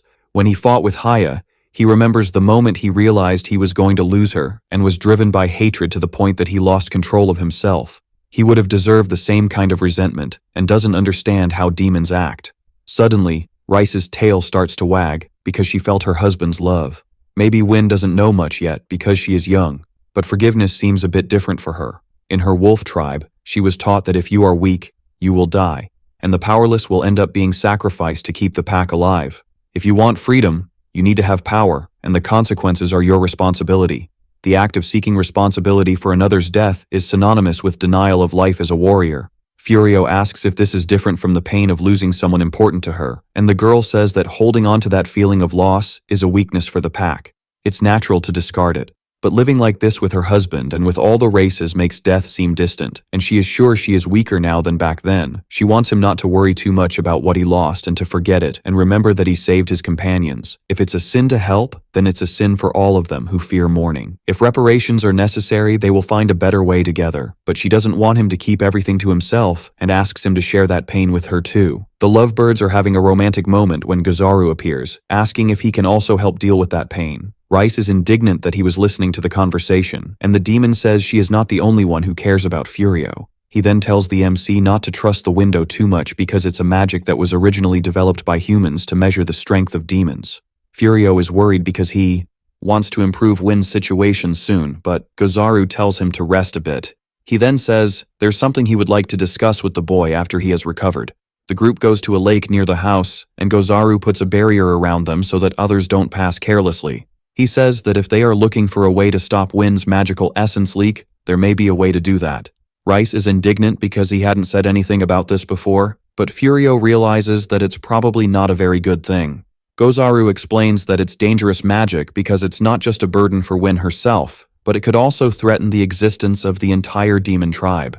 The MC observes that the only magic he has related to this is purification magic. Gozaru tells him that the complete mastery of magic is the ability to learn all magic, and unknown spells cannot be learned until he can see with his own eyes. Looking at Win, he asks if she still wants to live with Furio's companions, even if she cannot return to being a dragon and remains physically incapacitated. Gozaru shows him a spell that Furio must choose on how to use the magic of separating the magical essence. It is a spell that interrupts the functioning of the organs that generate the magical essence in a demon's body for a certain period of time. The magical essence is an important element that composes a demon's body, and if the organ that generates it stops, they will not be able to use any magic. The wounds do not heal spontaneously, and if you try to use your strength, your body can normally be damaged. Now it is up to Furio to decide what to do. The boy understands why it is a great threat to demons and reflects on using this magic on Win. In the current situation with the protective magic he is using, Furio has to accompany Win every step and cannot take his eyes off her. This could be an obstacle to finding other means. Rice asks why only Gozaru knows such a dangerous spell. The demon says it is a spell he perfected and then destroyed the research process, which made the MC realize that magic can be created. Then the demon begins to explain how this process would be and says it is not exactly creating, but rather using magic circles to solve problems.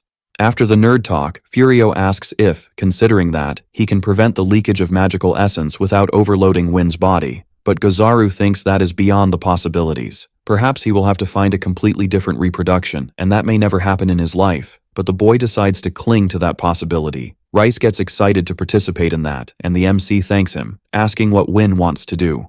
They can always stick with protective magic as before, or try to use magic to stop the magical essence. Win says she wants to eat. She wants to be with everyone, but first and foremost, she is hungry. So they go home to have dinner with the others. A dinner is better when everyone is excited together and people are happy to have Win at the table. That little dragon eats a lot, and Blossom will probably have to work more on the cultivation. The girls are happy that Furio managed to keep Win close to everyone without any risk.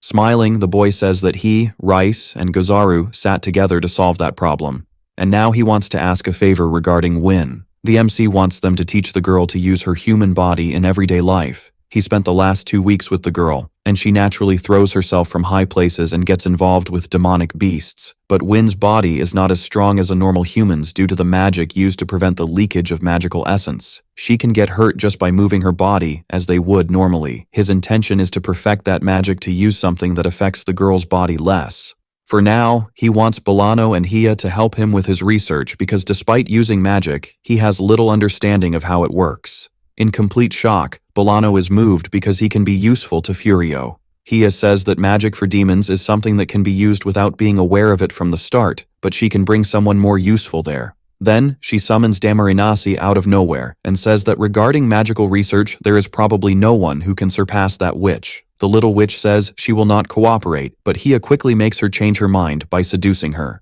Ulamino does not understand why Furio is taking all the responsibility when the blame lies with the demon fox sisters. Then, the MC says, that even if he blames those people, Wine's friends will not come back, and it was he who decided to use magic at that moment. Even so, Ulamino is bothered, and asks Grianil to find out what the Fox sisters are doing at that moment. She observes that Rice was right when she said he was really generous. The Fox sisters are at the Dark King's hideout, frustrated because he still has not received the cargo, even though they went through all that headache. The former king is outraged because they worked hard to prepare a transport route, and now it has been destroyed. They will be in trouble if they cannot get the transport cargo, and the man says that the cargo carries stolen goods and other hidden treasures. It is just taking longer because they were instructed to take a secondary road. The fox hopes that this is indeed the case because even her position as the chief of the Western Demon Clan has been taken away. Because she was responsible for the fortress that was destroyed, she needs to resolve this as quickly as possible or it will be impossible for the Demon Fox clan to regain the chief position. The former king is also frustrated and says he can't do anything if the shipment hasn't arrived yet. His plan was to continue financing the treasures of the castle, but now he has to use his own money. A man enters calling for the Dark King. He says that the person transporting the cargo has returned, abandoning all the cargo because they were attacked by someone on the way. In desperation, the king orders the mercenaries to retrieve the cargo at any cost. Meanwhile, the false hero is overjoyed with those treasures. Tsuya asks if it's okay for the guy to attack a carriage like that, even though he's being sought since he's still a hero. The blonde boy says that it's a bandit's carriage. All those jewels look expensive, so the carriage shouldn't have avoided the main road, but was on unpopular roads that aren't even fully maintained.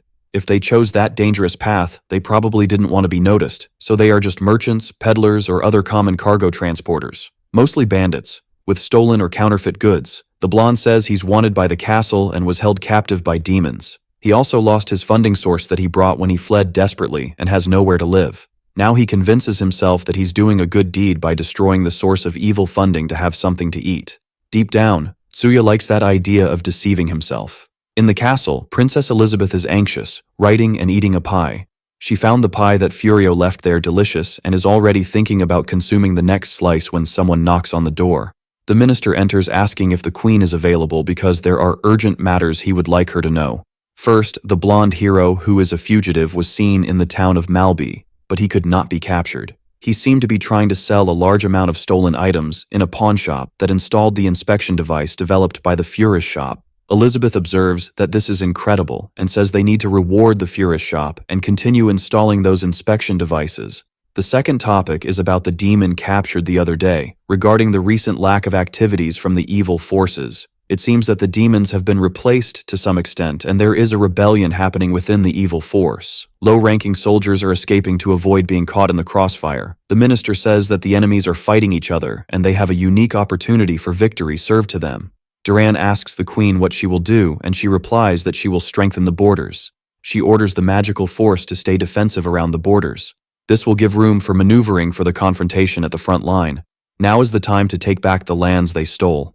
Elizabeth is trembling but feels she needs to act. That war has been on hold for too long, and it's time to put an end to it. In the Demon King's castle, chaos is established. The monsters try to hold the entrance to the throne room so that nothing there is destroyed. But an evil patriarch named Zanzibar appears, saying that it's common sense that Uigard has lost his power and they should stop wasting their time since the demon has even fled. Zanzibar says that without that absurd force, it's only a matter of time before they capture him, and those monsters should stop trying to resist in vain. The creatures reflect that if Uigard really lost his power, the best option is to ally with Zanzibar. The demon's skull says that if someone not from the demon army is crowned king, the demon clans will start battling each other for the position. It's true that the founder created a law stating that anyone who possesses the demon ring can become king. In any case, the Dark Clan emerged after the founder and his heirs. With the overwhelming power of their blood, they were the only ones capable of unifying the demons.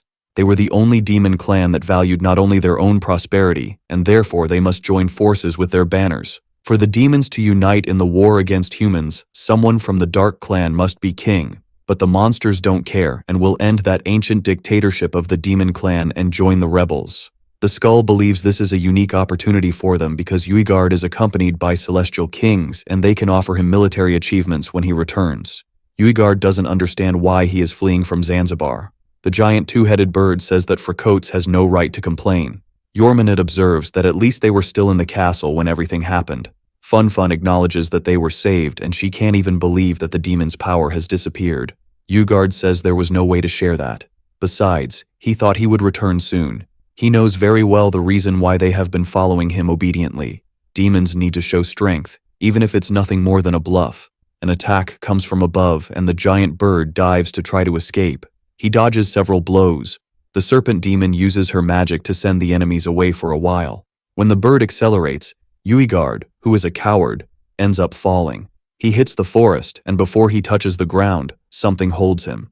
Fun asks if Uigard is okay after saving him. He is shocked to be injured because if he still had his magical power, that fall would be nothing. Now, the demoness needs to heal him. The branches didn't scratch his skin, and only his father and Gale could hurt him. Now, the ground feels hard. Fun asks if he can get up, and the guy gets furious. Now, they need to leave before the enemies catch up. But it's too late because they are already surrounded by demons, eager to capture them. Those demons try to hit Uigard and Fun, but the girl manages to protect her master with a ball of webs. The opponents become furious with the audacity of that demoness and start fighting against her. From inside that cocoon, Uigard is frustrated, wanting to get out. He doesn't know why his subordinates aren't protecting him since he is the Demon King. He also doesn't know how long he will continue like this. Suddenly, all of Uigard's power returns and he bursts out of the cocoon shouting not to underestimate him. Now that he is in his natural demonic form, he can take revenge on those small demons. Meanwhile, the knights try to reclaim lands that were taken by the demons. Mctoro is commanding the military, impressed that the princess is capable of launching an offensive battle. No matter how long the defensive battle lasts, the war will not end. Humans who cannot defeat demons with individual physical strength have an overwhelming numerical advantage. There is no future if the demons cannot be suppressed. A soldier approaches with news from the reconnaissance unit because they detected the movement of the Demon King's army heading there. The unit heading in their direction is led by one of the 4 celestial kings, Slipe.